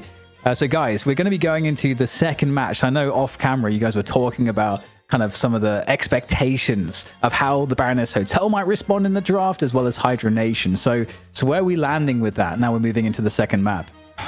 I mean, we talked about this. The drifter pick, it's a last pick. It's like it's a really heads up response. Honestly, I'm just really impressed with like what Ranger's been able to bring to this team.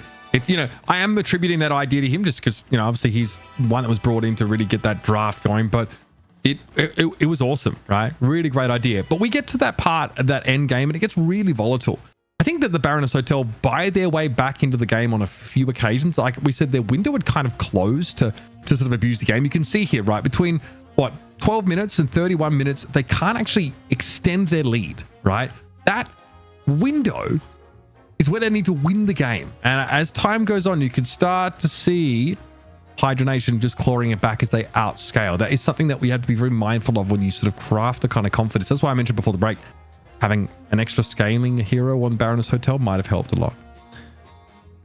Yeah, I mean, I look at that and I feel like Baroness Hotel, like they were able to make that game the great game it was, in part though because they basically hit on what are generally going to be lower percentage plays. Like even if Ido executes perfectly every single time, you can't expect to get a rejuvenator steal the way he did there, because it requires the other team to also mess up a bit at the same time. Same deal for Du, right? Where Du is like a really effective pocket, but if you're getting a 6-man affliction to extend the game, you've sort of entered into right place, right time territory. And realistically speaking, if you run that match 10 times and you go to those particular game periods, it probably doesn't go as long every time, but it is a ridiculous effort from Baroness Hotel to take a team comp that was more early to mid game and find ways to extend the game and give themselves opportunities to win until the very end. Yeah, super impressive. And I mean, the Baroness Hotel, I feel like there's a lot of different looks that we could also see from them as well. It does seem though, the GT and Kelvin bans, one of the things I don't like about how you kind of have to ban them to avoid, the just horrendous nature of having them unbanned, is that you have to ban them. And so you can't be more strategic in that opening phase of the draft where those bans seem to be kind of a given. I mean, we did see that in the EU finals, that not be the case, I think, until the final map of that best of 3. But still, I think it'd be unlikely to not see just the same old story in the first 2 bans. Yeah. I mean, I think that's when you have a really balanced game, then I do think you can actually make use of the pick ban system more liberally instead of having bans you have to make, right? And a lot of your fortunes being based on whether you get first pick or not. So that's something that we're going to be tracking, of course, over the course of this game's life cycle. But there was still room for innovation, right? Especially that last pick from Ranger. And I'm hoping to sort of see more of that. Can we go off the beaten track? I like the idea from the Baroness Hotel. It feels to me a nod to... okay, I respect this. It feels like a nod to Veil Walker to play that comp. I don't think they'll do it again. And sorry, Du, it'll have to be something else. Yeah, I look at that. I was just like, yep, I think everyone in the world understands why the pocket got banned. I don't know if you're going to get the respect Drifter ban in the first thing. I think Drifter is more set up for a mid-stage ban, but I'm willing to be way too surprised. But okay, you get rid of GT because Rocker on GT is still a menace. My question is, does Hydra Nation immediately clap back with the Kelvin pick here? The smart money would say yes in this instance. You have an open Kelvin, and Kelvin has had a pretty ridiculously high win rate when he's even allowed into the game recently. So I'd be shocked if this isn't Kelvin, personally. It's exactly, yeah. I mean, get it now. He got through up to the first round, and that is kind of sick, honestly. That's because Hydra Nation are first pick, right? So they get the luxury of banning the pocket and getting the Kelvin. This is a very good start for them in this draft. Dude, by the way, I don't know if anyone has ever said this, but Kelvin looks like Tormund from Game of Thrones. Yes, he does. The city could use Like a spitting image. There we go. The Mina. So okay, Ido gets to play Mina at least. You know, that's something. But aren't they forced into a Shiv here, guys? Loki. I mean, is Kelvin Shiv that high prior? It's the most effed up lane. It might be that high prior. Yeah. Shiv minus Kelvin. How do we feel about that pick though? Is that really that compelling? It feels like Baroness Hotel kind of losing out on. Okay, Mo and Krill instead. They still want the remnant of last game's pick overload comp. I also think it's, again, this is a area where Hydra Nation may have just went with the Mo and Krill anyways. It is one of their favorite frontline comfort foods. Yes, you're giving up the Shiv, but there may be a world of Baroness Hotel. I was like, okay, do it. Just go ahead and do it. Like, it's not a guaranteed win. There are ways of playing against it. And in fact, I've seen Mina with Nox Nostra actually deny it if you go back EU a few weeks. But yeah, the Shiv comes in. It shouldn't be a high surprise here. And I would guess probably Paradox, because you don't have the Mo and you want some form of really good catch here for Hydra Nation. And the Paradox would make sense, but we'll see. We're being asked to be green. The chat wants us to be green again. All right, we can do that. God, I mean, Shiv Kelvin Geist. I mean, all of us. Yeah. 10 subs. 10 gifted. We go to 1013. We'll be green. You know, I'm going to make the executive decision. We'll be green for the rest of the show. The rest of the show. Oh, God. That could be another whole map. That's what's on the line. 10 gifted. Also, Ivy, all right, look at the Ivy. So that's not too bad. That's not too shabby.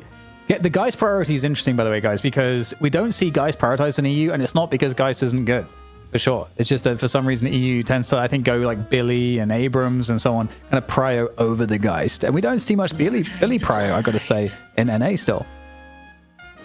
The interesting thing for me about the Geist being picked here is like how Hydra Nation is going to build. It tells me that they're not as interested potentially in going for Warden. Like you think about hero pools here, AVG is also usually who's going to play the Geist for them. So I'd be surprised if they went Warden for the rest of their draft.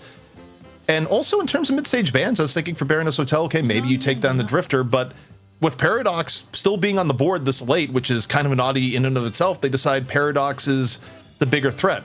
But now, if you're Baroness Hotel and you don't pick the Drifter, you're letting Ranger run a similar setup, albeit, in terms of team fight alts here, I don't know, in ways it could be worse because you're still going to have to deal with Kelvin alt here and a potentially pretty fed Shiv.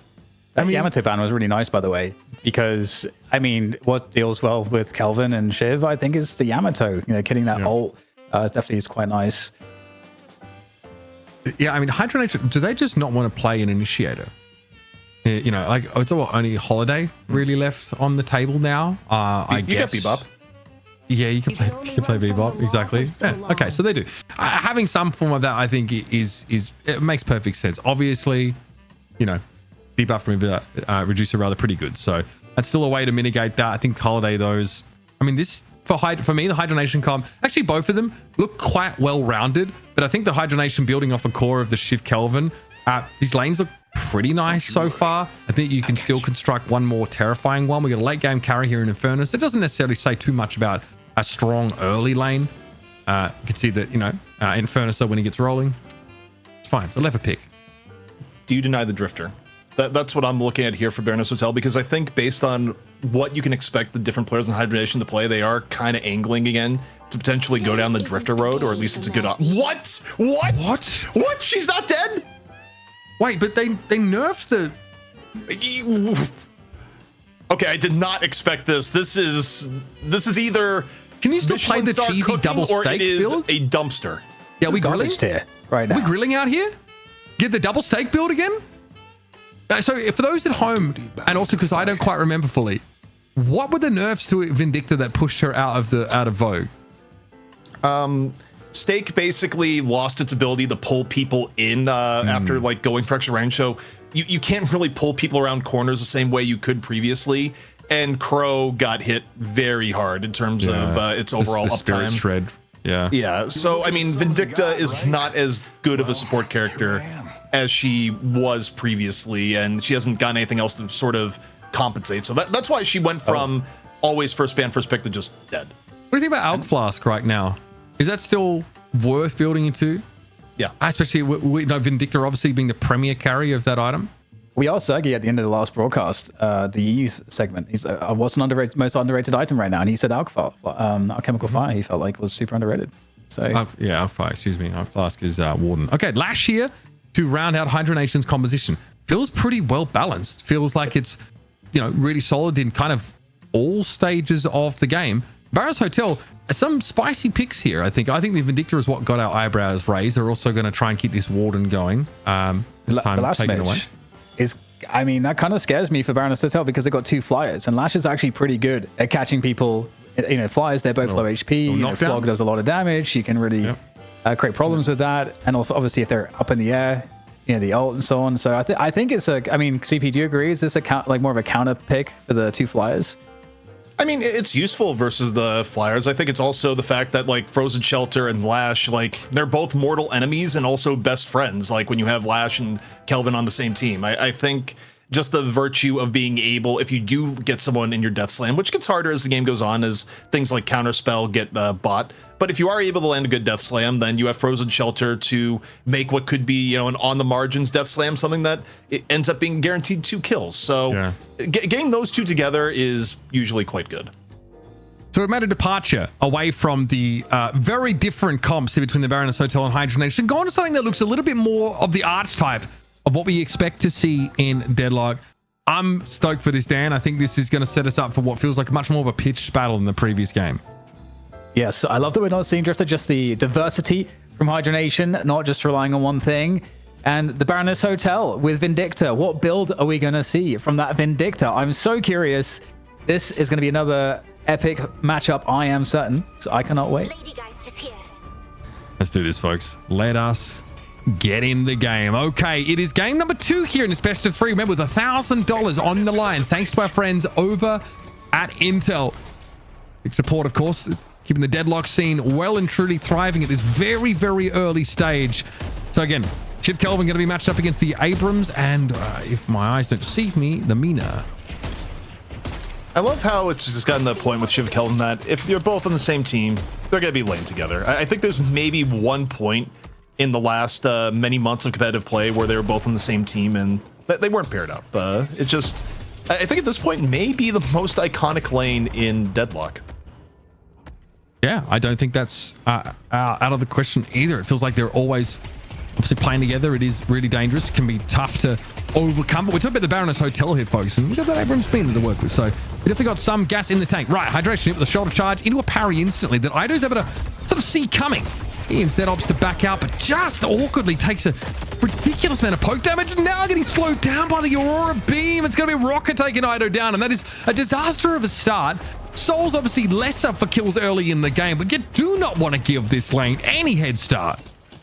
No, not where a Shiv Kelvin lane brings you, which is to your demise. Also, interestingly enough, Ido's on the Abrams, which of course is in his pool, but it means here that he bent the knee to do on the Mina. So you think about hero pools, and Ido historically is the the mobile hero guy, especially Pocket and recently Mina. But do maybe more of that guy, at least in terms of how Baroness Hotel is a ranging priority. I mean, do maybe a little bit more specialized, but also after last game, who's to argue? Warden Vindicta lane though in middle. See how this pans out against the Geist Holiday. I mean, it has ways of it staying somewhat competitive, but I think it's also at risk of getting pushed back, especially when ults come into play. No doubt about it. Obviously, plenty of early action. Here's the Vindicta, obviously, through mid. We're going to be tracking this pick very, very closely to see what the idea was. Binding Word, of course, is going to trigger, but obviously AVG just tucks himself around the corner to make sure he's safe from any sort of reprisal. And so that lane, of course, featuring the this Lady Geist will still have something to do. The Suppressor going to be picked up here pretty early on now. A slam comes in rather from low main. Big damage on Sire. Be careful though, hit with the flog. Leffer can only do so much from this high ground at this early stage of the game.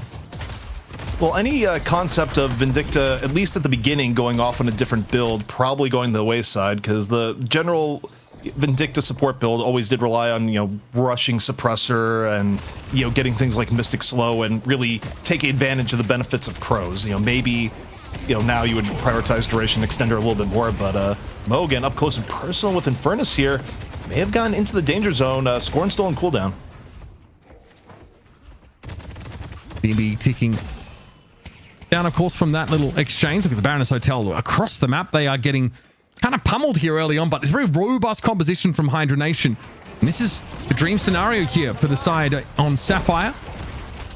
Getting to really ratchet up the pressure early on.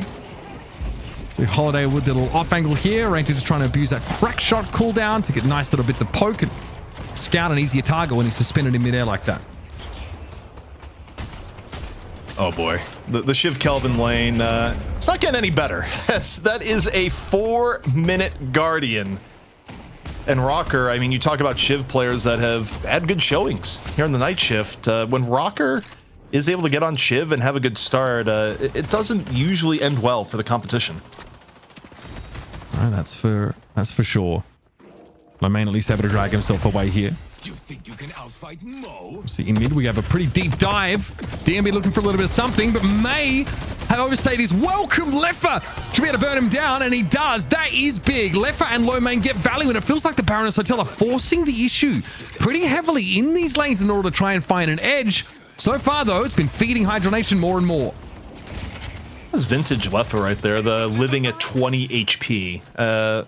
Just barely on death's door, just gets away with the smallest of margins. I mean, that was very likely to be a double kill between the burn after death and, Leffa likely just dying. But in that case, gets away with one. And now, Baroness Hotel, it's not out of reach here just yet, but it's a tough start. And it's already eaten into their margin for error. And, how many more times you can have this happen before the game gets out of reach?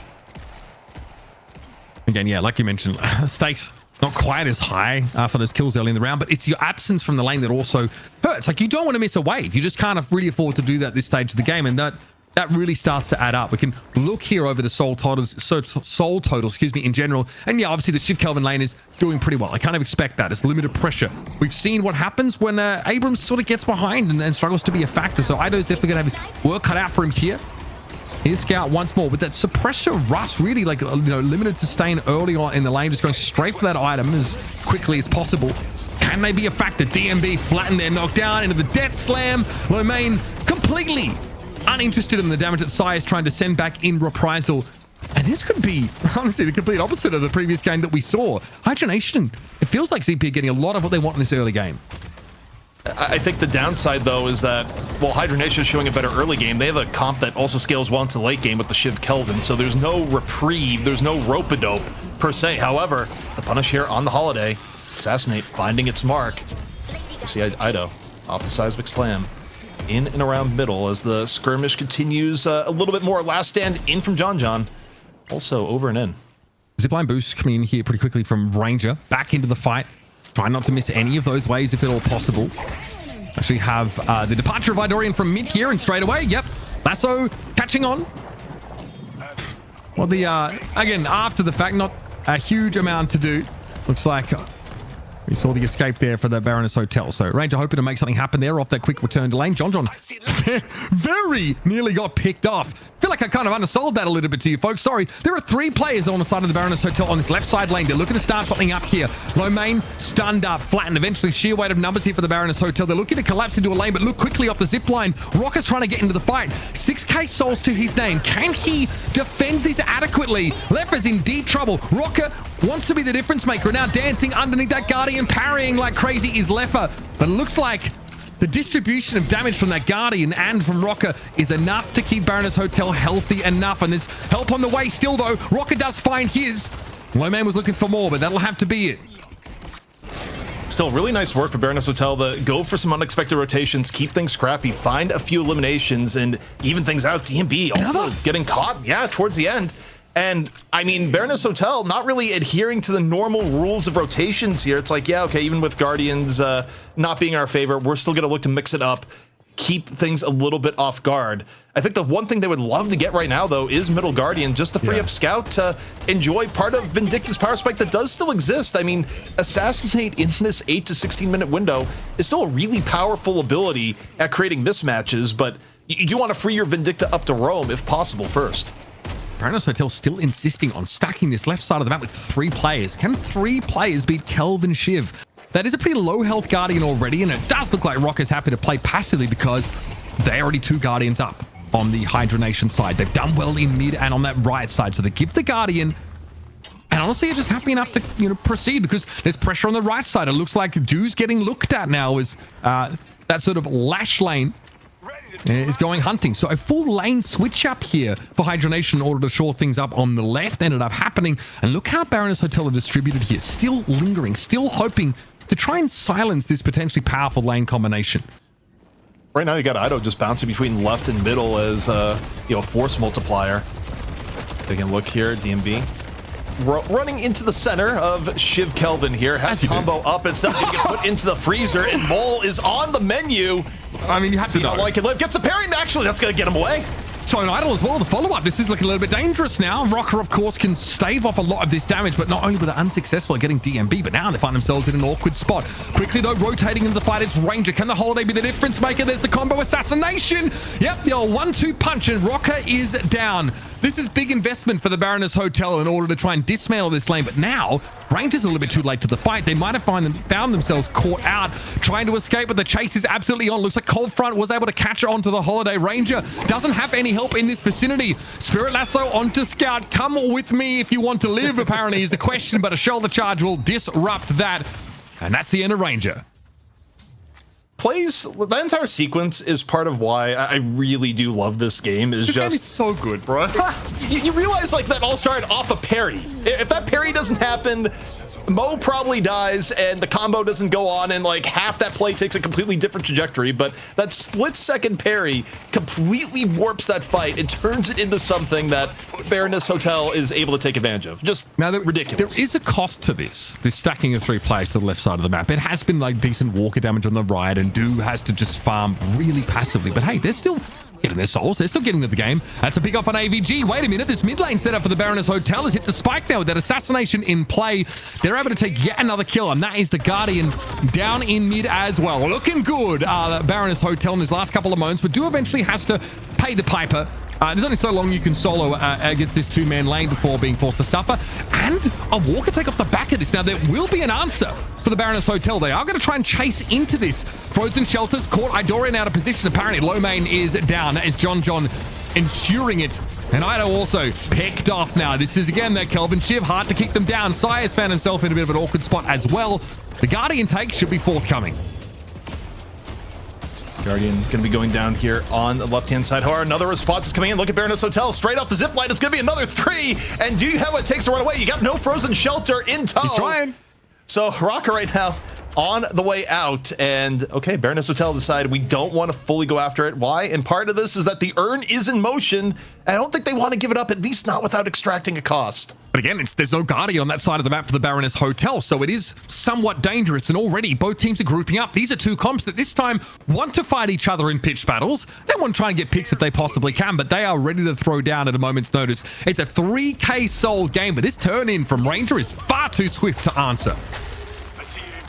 All right, turn-in ends up going the way of Hydra Nation, so nursing a bit of a lead here at the moment. And you know, I still think for Baroness Hotel, it's a little bit different in terms of scaling. They have things to look forward to, like the gun Ivy, so they're not as invested in the early, the mid game as they were before. But you know, Vindicta does kind of transform from early to mid game menace, where Assassinate is a big threat, to a hero that's more on support as the game goes on. And you still have a little bit of time to set up ganks as Vindicta here. So I really want to look at Scout's rotation as potentially getting into it here and now, Mitch. Yeah, it looks like something's brewing once more. AVG not quite in the eye of the storm, so to speak.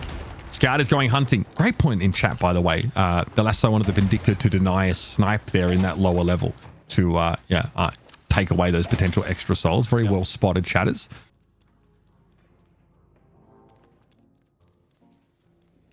Baroness Hotel looking around. Also, I mean, you're running the Mo here too, so you still have this threat of just being able to walk in, invade, you know, get Mo combo and go from there. Counterbalanced, of course, by the fact that Hydration and Rock are just going to be simulating their best married couple impression for presumably most of the game as Shiv Kelvin. Hanging out. That is the plan. Nice little rake there. AVG definitely laid low. It's going to be enough to force the Baroness Hotel back. That Walker disparity is pretty glaring, I think. And that was that the double lane left to set up there. Oh, Scout. Not where you want to be, my friend. Not at all. This could be worse. It's now 2v2, at least in this position. So looks like the Baroness Hotel trying to get some, you know, value for money. And they chase Ranger down. Ends up being a 1-for-1. Left it though, within the safe radius, safe, I'm using air quotes, of that Guardian. It is going to go at some point, and he's thinking about fighting. Nostru, though, is in play. That silence is in effect. DMB, though, pushes straight through the veil and over the top. Yeah, it's going to be the meter finding the extra damage. AVG now is in a bit of trouble. Cold Front's going to hold him in place.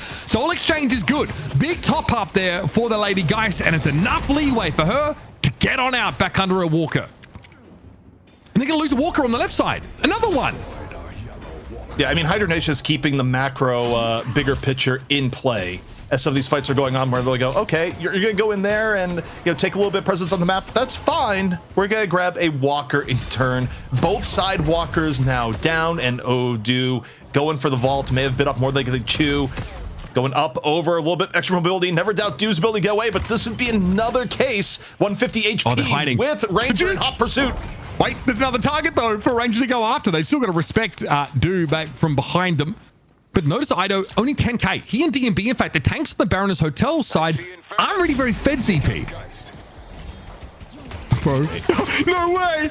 He was hiding the whole time. Do kind of crazy, honestly. Now, once again, the Lady Geist is in an awkward spot, and AVG doesn't have that soul exchange yet again. This guy, man, bro, he's living.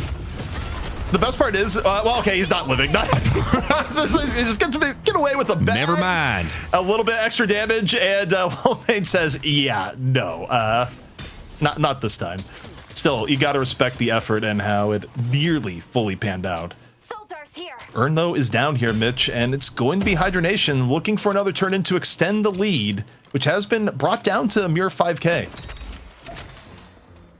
Well, that's Capacitor for Sire. Once again, a pretty good comp to be making use of that against. Definitely represents a power spike for the Ivy, who's going to take some more time, but at 17k, Sire is doing what needs to be done. Burrow here, response quick from DMB, as he knows that reprisal rather will forward up pretty darn quickly. Rocker wants to get forward here, but he's taking note, of course, of the Baroness Hotel having good defensive positions. Lomane, upstairs we go, challenging those buffs apparently. Soloed actually gets turned in amidst all of this, though. So Hydra Nation, again, sneaking that extra macro value out from under the noses of their opponents. I mean, Hydra Nation just has a team comp that's really difficult to fight in the open around Urns. I mean, you have to play around Death Slam. You have to play around Shiv Kelvin running at you. You also have to respect the threat of getting Spirit Lassoed all the while. I don't think an even open matchup is great for them, but okay. Now into the freezer goes Ido. Shiv Kelvin not splitting up. And the HP pretty low. Just about to be in killing blow range. Seismic Slam up over. Gets a little bit of support now, Mitch. Yeah, might actually try and throw down for this fight. Ido back in the mix. Still, of course, gonna be a feature. Rock hit with the shoulder charge. That's a nice little collection, but the damage is pretty extreme. Range is there. Crack shot triggers, and of course that Shiv is nothing to sneer at. John goes down as well, and that's Baroness already cut down to 4 players. Hydra Nation getting pretty close to considering that mid take. They're not just considering now, they are straight up going for it. They feel like they got the 15-second window. They're gonna do it, and now you got to look at potential rotations here. Right now, they see other people coming in, and now they go for the counter engage. They take down DMB, so sometimes baiting mid-boss and getting extra kill is the way to go rather than full committing.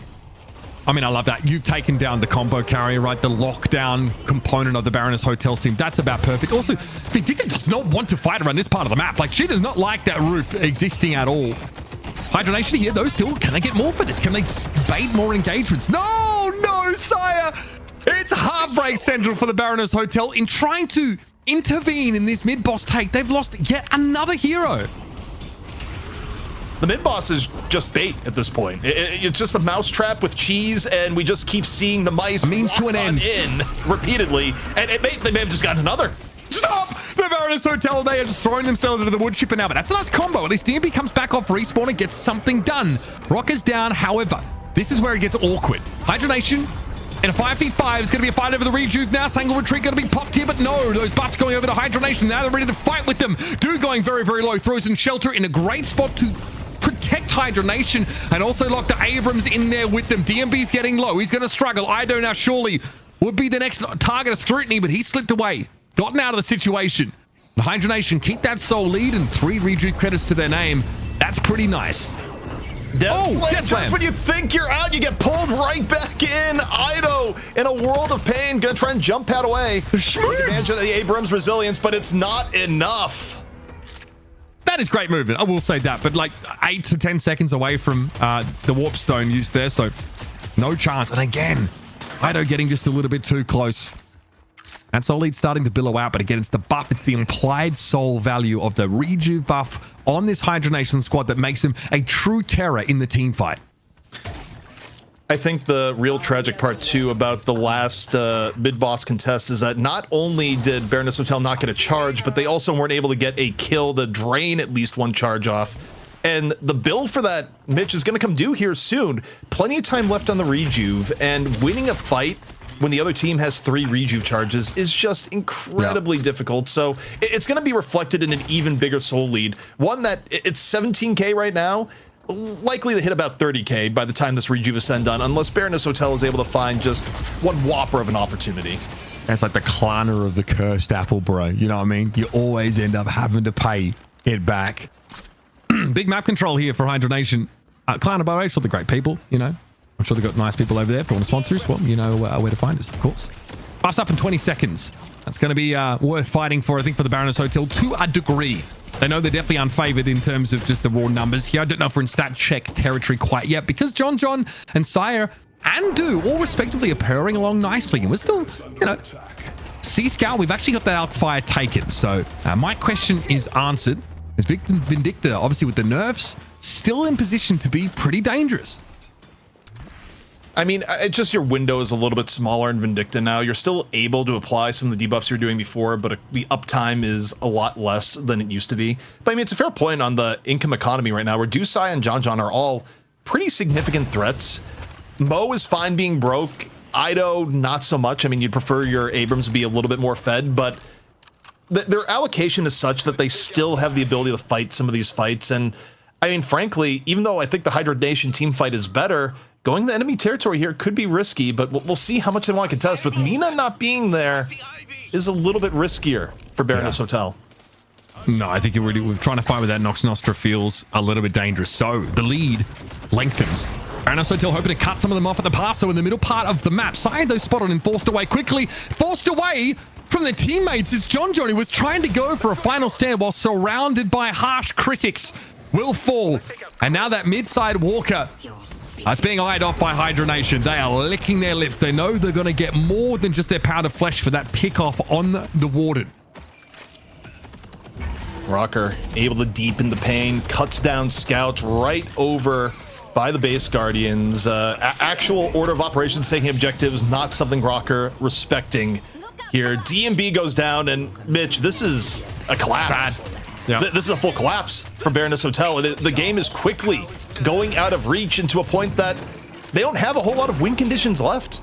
Yeah, I mean, they're being tempted to fight for objectives, and they got a comp that probably gives them some level of confidence in fighting, but I mean, what happened around the mid-boss there should be studied. Like, just the slow capitulation that we saw from the Baroness Hotel on there. They wanted to do something after the Urn take, which I get. They felt they had position, even without Do in the fight.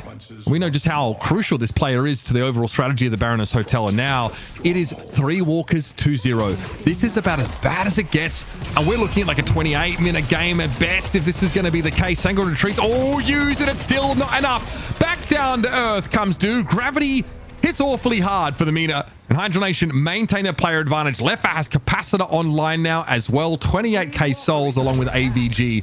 So things going to plan for Hydra Nation. Just get hit with a little bit of Looney Tunes at the very end. The old anvil on the head, and things are quickly, rapidly escalating out of control. John nowhere to go. Even if he had last stand up there, probably not going to turn back into his favor. And now, Mitch, I gotta say, barring Baroness Hotel once again, pulling a rabbit out of the hat and, coming up with some truly revolutionary plays, this may be the week that Hydra Nation reclaims the throne. Yeah, it's been a bit of a spell away, but they look incredible. And now we've seen just, or at least we're presuming, the impact that Ranger's been able to have in this roster.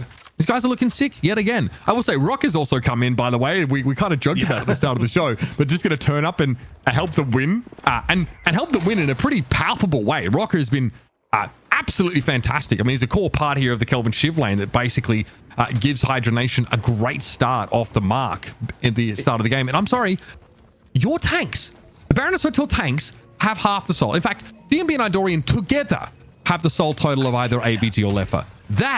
That is extremely bad. It's not good. Also, I mean, you do wonder if Rokane, who is not off the team by everything was said, was just unavailable this week, is Ralph wiggling a little with the history of Hydra Nation, going like, I'm in danger because Hydra Nation just won minus Rokane. And by the way, that's not saying Rokane was a problem or anything like that, but this is the winning roster and it doesn't have Rokane on it. So, there's always a little bit of anxiety to that. Oh, wow. Okay, this is pretty aggressive. The Baroness Hotel got some good push, but DMV, of course, it's like a wet paper bag out here. We just, couldn't even get that combo down. Chased up, left though, picked off. So that was at least a decent look here for the Baroness Hotel, but they are committed. They are in this fight, and now they're starting to find out that soul difference really matters. I think, is the Vindicta going to die here too? Not looking good to be in. Outfire, drop fire in a panic, and there's too much damage between the Holiday and the Lash, and yeah, I mean, again, kind of running out of options here. 40,000 souls in the hole, and these skirmishes just continue the goat away of Hydra Nation. Okay, we're looking for edges that the Baroness Hotel can take, but the problem is that when mid-boss comes up, Scout is still going to be 30-odd seconds away from coming back into the game. That's another pick on Rocker. We like that. That is a last stand, though, used to that effect. And there's no cooldown reduction here, and specifically being built for John. So it is going to be a minute and a half or so of no ultimate available. And that's a window that Hydra Nation are more than happy to exploit here. Straight on the mid-boss, Baroness Hotel forced to defend their base Guardians, in no position to say anything about this, and buffs are going to be up, Urn's got to be up. There's just so much to do. Yeah, they got to go for it. I agree. Rocker's out of the game. We're going to have a bit of a fight on our hands. We'll see if they're able to get down over. They're at least going to get a parry attempt over and in. One rejuve already the way. Nox Nostra. Hydra Nation, however, it's being contested. John's able to get one. It's a full split here, Mitch, but the freezer is out. Yeah, big frozen shell. That matters, especially now Ranger coming back off respawn amidst that healing buff. It's big. Look how low they are. Ido's low. Saya is barely alive. DMB is going to struggle to stay in this fight. Ido's going to be returned to the fray, but not before Saya is out of it. It's DMB that ends up getting brought back, but look at the 1v1s. AVG is more than happy to fight against John. Try and take it to Pound Town. It's a 4K soul lead. That matters. Do a little bit low, but a little caught out, though, was the Lash. John eventually is going to be handled. Doom might be able to slink away here, but it's a long shot at best. Ido came back midway through the fight. Now we're still fighting for his life. You can see that Scout is trying to have something to say about this, but there's only so much he can do. And unfortunately, the blue Hulkster will fall. Scout tries another Alk Fire on the back foot play and is run down. There's nothing more hopeless than seeing a 3k HP Shiv with barrier run at you as a half HP Vindicta with not actually that much fewer souls, but that end is tough. But yeah, despite the really good contest, about as best as you can expect. Both at the urn. Everyone go looking at him. Oh, what a knockdown. Thank you for your service, DMB. Trying to at least take that urn away, but the Arc Beam's got to come out here, and eventually Mo and Krill will both have to give up the ghost. So this is an urn turn in that's quite doable, but Left is being looked at right now. Do seize an opportunity to pounce on the Infernus, who is alone, but can't quite get purchase. Please be more careful. Yeah, and I think the tragic thing there is that in terms of maximizing opportunities at a bad situation, that contest from Baroness Hotel, the opening was picture perfect, Mitch. Given the nature of how they had to engage, the time they had, splitting the rejuves there and even living out of the dome and being able to, even up the rejuves, it was great, even if the final part still didn't go their way with the, big difference in souls between the two teams. Death Slam, what do we get? I think just the Vindicta picked up. And behind us, the urn is taken. Scout is turned into paste. So Hydra Nation with a 2-player advantage and an urn turn in are now knocking on the door. Those base Guardians are about to come crumbling on down. I may would like to peer in, taking a decent amount of poke damage, but happy just to throw a flog in there for the hell of it. base guardians down. And amidst all of this, Left has been taking camps. Sinner Sacrifice is going to be easy to pick up here. Leech has been added to the inventory now. So that Infernus is getting online. The Infernus is getting online, and the Infernus is, the deadly weapon that you might not even get to. But the charge! Ido getting the 2-for-1 special, but is the fall through going to be there? It is enough to take down Ranger. We'll see if they can get a little bit more, chain this into something meaningful. Scout's still off the field, but Do has been, a standout in this game, even when, the Baroness Hotel have been struggling.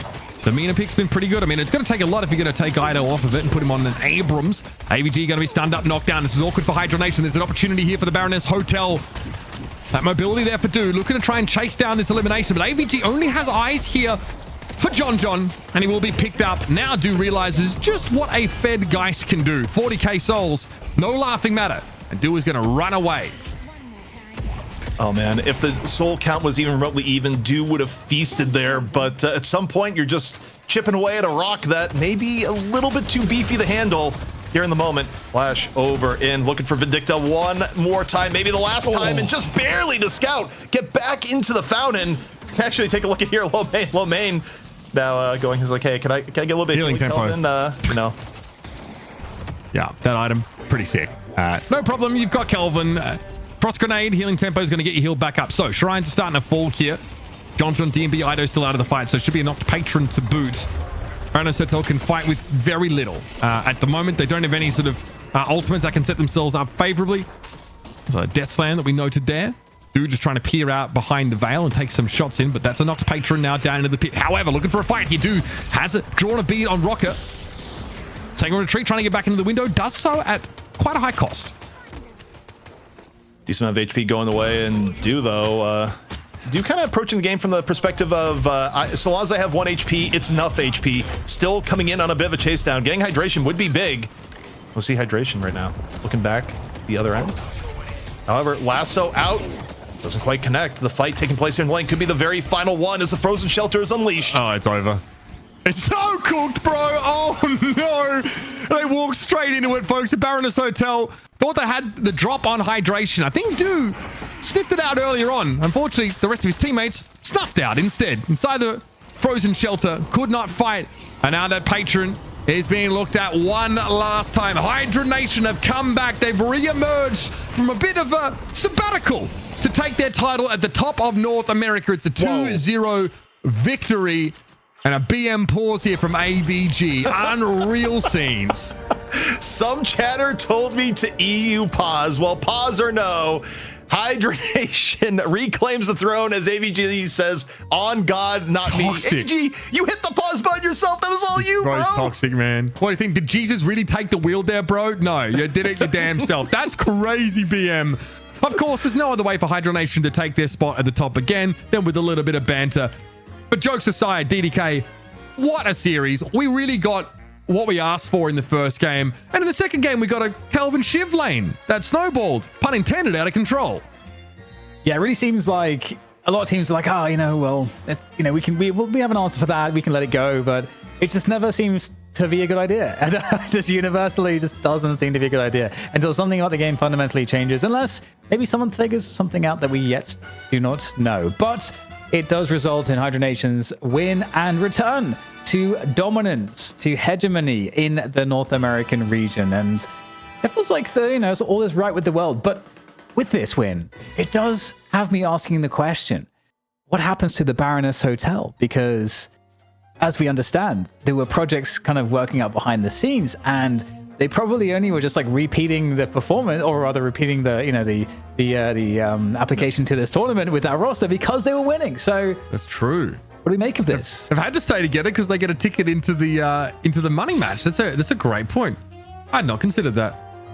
My understanding is, given the fact that Melee Creeps was doing scrims during this time period, that this may be the end for Baroness Hotel for now, until the next week where NA goes, oh, we're missing 2 players. I guess we have to pick up team again, which, knowing NA, very well could be next week. This is just what I deal with in dealing with the NA teams. But fun. Either way, even if this was the last for Baroness Hotel for a while, what a run it was, and even in defeat, gave us some very memorable moments. Oh, man. such a great series. I think this game, I think it's worth, like, we're going to look at it a little bit closer, I think, in terms of some of the bans and how they came out. And, but Hydra Nation's comp, there were lane swaps here. They were putting Rocker and Hydration in positions to succeed. They knew they had a big spike club, and they were not afraid to hold it over the Baroness Hotel's head throughout much of that lane phase.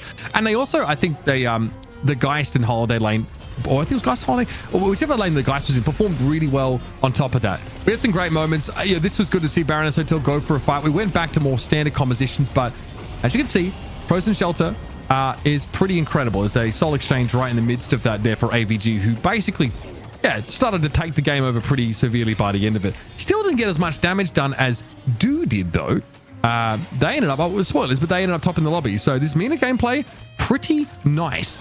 The individuals on this Baroness Hotel side are really terrifying. So whatever happens to the man, I know that's 6 players that in NA that are going to continue to make waves. Also, I have to say here, when I think about, okay, did we see the absolute best out of Baroness Hotel? First game, yes. Second game, I'm not convinced. I think you can make very plausible arguments that was at least 50% a draft loss by virtue of the fact that you gave up the Kelvin, which is bad. I think part of what's been described to me is that if the other team doesn't ban a Kelvin or GT, you should not ban a Kelvin or GT in turn, because at a minimum, even if you're giving up the Kelvin, you could have given up the Kelvin, one of them, but still gotten the GT. Yes. So I think that was probably draft mistake number 1, and draft mistake number 2 going into it, giving up the Shiv Kelvin combo. Draft mistake number 3. It wasn't the worst thing in the world. It wasn't the only factor, but I still don't know if Vindicta is it at her current level of power. The Vindicta pick to me was still a little bit suspect. I gotta say, it does, there are moments in Deadlock which make me sort of almost imagine into the future, what this game will be like as an esport when it's a lot more serious in terms of you got lots of coaches and analysts and, teams are way more experienced and putting way more time into it. Just like what you might see, because seeing a draft like this where the Vindicta's picked, for example, maybe there is some tech, that has been hidden, or maybe there's some kind of a build, or maybe there's some kind of a strategy that makes sense, or a power spikes at some point during the game, where these types of things could actually really work out. And that makes me excited for the future, that we could have an immense diversity due to the nature of the levels of complexity that are inherent to this game. So I love that the teams are not afraid to give stuff like that a go. I think game 1 was my favorite game. It kind of had of Deadlock that I've cast so far. It kind of had a little bit of everything, and like the way the two teams were trying to play was so defined. It had hero moments. It had a clash of 2 very different styles. It went the distance. Over 40 minutes is really great to see.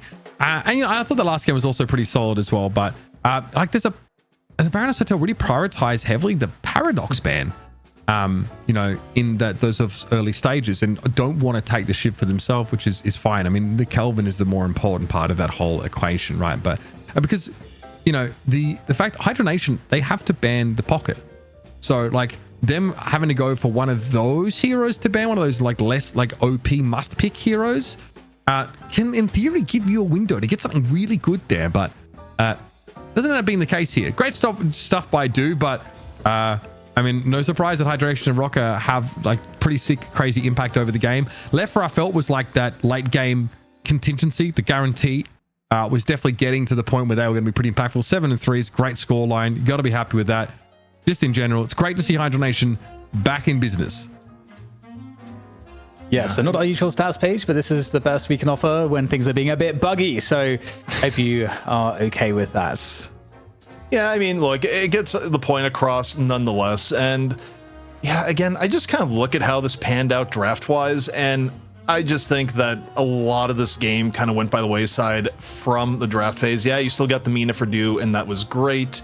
But also, too, you think about in terms of order, it was Baroness Hotel that decided they wanted to go second and kind of put themselves in that weird angle where they banned the GT and gave up the Kelvin. They could have picked first here and put themselves at a spot where if anyone gets a Kelvin, it was them. So I would be curious at some point to kind of talk behind the scenes and go like, okay, what was the idea draft wise and where did things go wrong? But, on the whole, look, I think you got to give up for Hydra Nation, where they just looked a lot better than they have in recent weeks, fixed some issues, and did it on top of it with the sub, because Rocker was not the intended player here, but came in the sub for O'Kane and clearly performed very, very well. And in fact, gets the MVP, which we'll be checking out right now. Mitch, this guy just walked into the server. Obviously got the Shiv, part of that Kelvin Shiv duo, and just sent it home for the team. Kind of egregious, really. And I mean, recency bias has us remember the Shiv, but the Mina play was spectacular. Really nice. 13 and 5, really just securing a lot of these kills around the map. Playing alongside this sort of drifter in a lane that we like a little sussy on. We don't know if that's going to be the difference maker, but as we get towards the end of the game, you can see like Rocker is so important to this comp. The only reason they don't have top damage in the lobby in game 1 is because Stu does 83k, so that's fine. This guy, man, comes out of nowhere. I just love a plug and play option like this, don't you? This guy's the real deal, man. Just solid performance over both games. Also, you wonder here how much of this came to the idea of, well, Baroness Hotel have the just chaotic energy of we're going to throw it together last minute and the team is going to work. And Hydra Nation just, and finishing the seasoning here is just like, we need a little bit of that spice too. Rokane, go have yourself an unplanned vacation. And actually, Rocker, can you fill in tonight? Is that going to work out? The actual true meta in NA is you need at least a few players on your team that you never play with, or at least haven't played with recently, technically. Rocker. You've got to get that honeymoon phase like canned, right? So you can just pop it whenever. I mean, that's what the Baroness Hotel were able to make use of so effectively.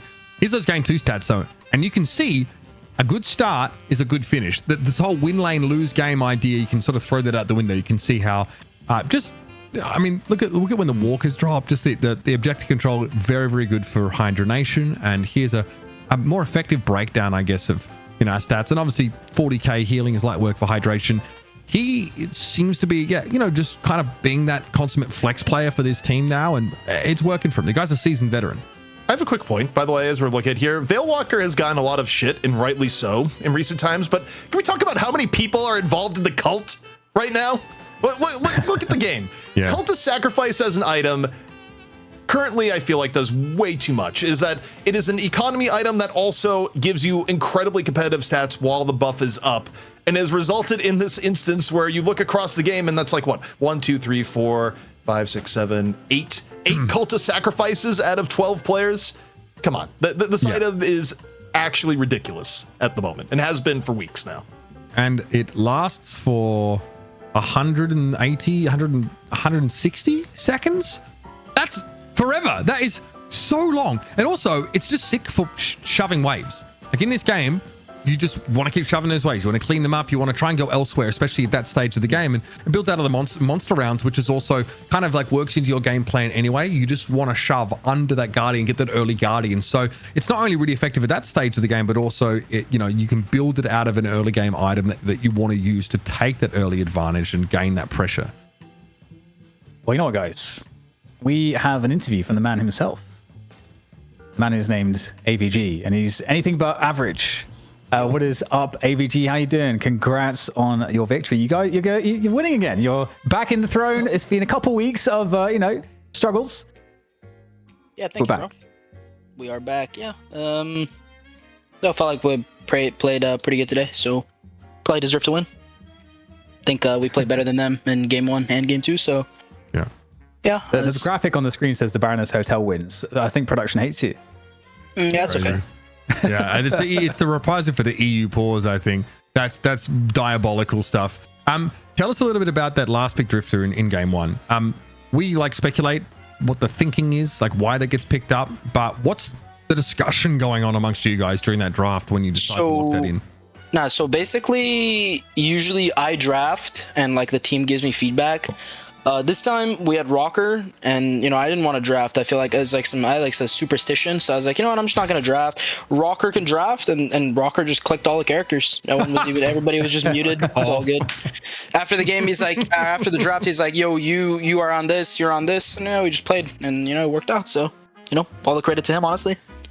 Let me ask you this. How much more effective do you find it is on your Ward engages, where obviously people are well aware of what goes on when you play Warden? It's like, okay, he's going to jump in and ult and you have to go away. But also you're playing versus Drifter and it's like, oh wait, Sand just got kicked in her eyes. I don't know what's going on. And then all of a sudden you got a Warden in a very inconvenient spot for you, where it just felt like the Drifter game plan there eventually got to a point where it was very difficult for Baroness Hotel to actually get a proper team fight engage just because of how much the blind was just crushing their ability to react. Yeah, I mean, Ranger was basically playing around the blind, so then, you know, they were blind, and then the Warden ult was better because of it. I agree with that. I think the synergy with the comp was good. We were definitely playing around like a team fight, you know, kind of idea, and our team fight was just way better. I'm honestly surprised the game took that long. They're pretty good, those guys. I'm surprised that they haven't just like decided to make that team a team. But I mean, you know, I guess shit happens. But yeah, no, I mean, the Warden Drifter it's a great combo. I'm not gonna lie, I think the biggest thing is like you probably just give me Warden and then we just probably win the game usually. But I told him before, I told Rocker before, I was like, if we get Warden and the draft is good, like it's 100% win rate. I think Warden is like so underrated. I think people think he's like not as good as he was before, but I think he's like super strong still. Do you think there's anything like? What's your take on the most underrated item in the game right now? Because we've talked about a lot of overrated, or not overrated, but we talked about a lot of items that might need tuning. But we asked this question on the EU broadcast as well. So I'm curious what you think is the most underrated item right now. Like Blood Tribute. There's like, so in the entire history of North American Deadlock, there's like one guy, his name's Goober, he buys the item. There's like literally nobody else that buys the item, and that item is good. And you know, I'm sure that they're honestly just gonna buff it again and again because nobody buys it, but that item's already like good. But you know, well, it's gonna get even better in my opinion, because I'm pretty sure the way they buff is just based on like buy rate, and literally nobody buys that item. So it's like extremely underrated. Question I got is that, you know, whether rightly or wrongly, because public perception may not be reality in terms of ideas like, oh, Hydra Nation, they're full of tilters, which, again, you clarify one way or another. But I will say, how do you keep your cool when what happened in game one happens, where you guys are at a great spot and Ido comes in and pulls off, you know, the 1% doorman play, knocks you guys out, and they take not just a rejuve charge, but they get all the rejuve charges. Like, what in the world is the team mental there? I almost feel like you need a tack pause to recover after that. So, okay, I'm really glad you asked this question, because I think people's opinions of Hydra Nation is that we're tilters and like we replace our teammates when we lose. Obviously people tilt when bad things happen, but like it's really not like that. That in particular, like that is just nothing to get tilted about. You know, they got all three of the crystals. Why even get mad? We're still winning. They both died, so it's all good. I mean, if they somehow killed us in that position, then like you're just sitting there in silence and you're like, how did that just happen? But like, you know, what he did was you know, extraordinary. That's not supposed to happen, but it didn't change anything. It just delayed the inevitable. Yeah. Like our comp, like basically being able to do mid boss there with our comp is like an added benefit. You know what I mean? Because like our comp scales better and better as the game goes. So yeah, they delayed it a little bit longer, but we like the delay. It's not bad for us. You know, it's good. It's a good thing. So in the end, like thing went wrong, but you know, it's like it's all good. That comp doesn't play that well from behind. I guess is the issue as the game goes on. Yeah, exactly. Awesome. Well, AVG, I know we have you later for the graveyard shift.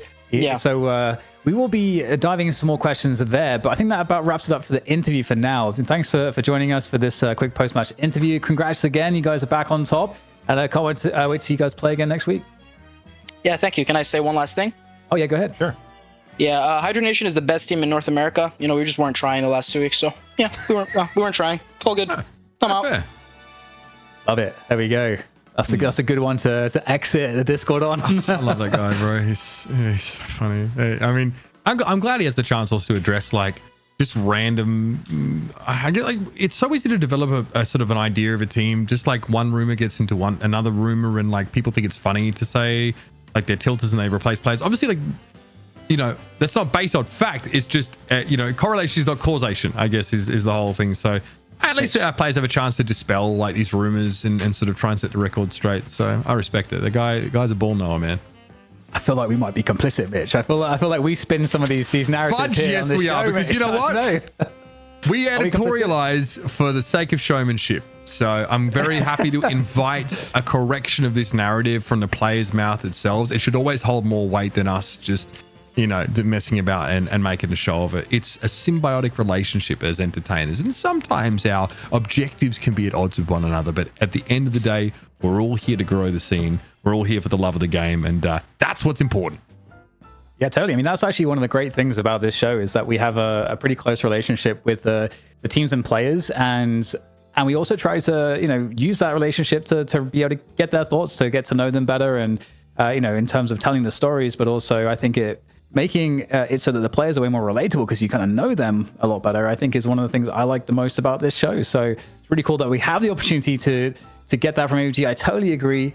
So ZP, you got to stop talking shit now. Yeah, bro, you need to, yeah, man, that's crazy, bro. Oh yeah, bro, clearly, he gets fed information like blood tribute is busted, and he like says on the broadcast that he's smart, and then he stabs him in the back by making up salacious rumors and untrue stories about these teams, all for the sake of a narrative. Shame on you, ZP. I specifically worded it because I didn't believe the tilt narrative. I was on a team myself. I was on a team with Hydra back in the day, and my most asked question was like, does Hydra tilt and rage at his teammates because of what he did in StarCraft? I was like, no, he doesn't. That's why I brought up that question. It's like, look, I know that cannot be true. Yeah. Okay, buddy. The call's coming from inside the house, buddy. We all know. We're all trying to find out who did this, bro. Well, you know what you could say here? Doorman stock still rising. Up to 6 here. That's almost crazy. in every single game. And take a look at what went up and what went down here. Some things kind of remain the same. Great Talon, Kelvin, still very much on top. Bebop, bit of a rebound week. Billy, oddly enough, a bit on the decline. Falls off the face of the earth. It's so interesting. That is really interesting. I also we should make predictions on how we feel like the next couple of months might see a hero strength or value rise or fall, because it is kind of interesting. I know a lot of us speculated about Doorman just because the skill ceiling is really high, that we didn't know how it would work yet, but we assumed that at some point it could be pretty nasty. So really cool to see that players and teams are finding better ways to integrate it and better ways to utilize that tech. Oh man, yeah. I mean, I think that Doorman's impact on the game isn't always easy to measure, right? It comes to the utility and you're only limited by your imagination. I think with that hero, we saw that of course from Ido today. That hopefully that gets clipped and shipped all around, because that's some sick Deadlock, bro. We've been treated to it. Oh yeah, and you know what? This is a great place to wrap the show, because we do have the graveyard shift coming right up after this with AVG. And if you guys are subbed on Patreon, if you're subbed on Twitch, you have access to hang out with us, and it's going to be a good time. You can ask him more questions about his mouse and mousepad, because apparently I just saw in chat he said that's he got a new mouse and mousepad, and that's why he won today. Or you could ask him about his breakfast routine, really anything at all. You could ask ZP about his prescription glasses, or Mitch about his colorful shirts and this cool necklace that he's wearing today. You could do anything, and anything's possible with the graveyard shift. So we're going to wrap up. We're going to see you next week. If you don't tune in for the graveyard shift, we'll catch you later. Thanks for watching. That's all from me, ZP, and Mitch.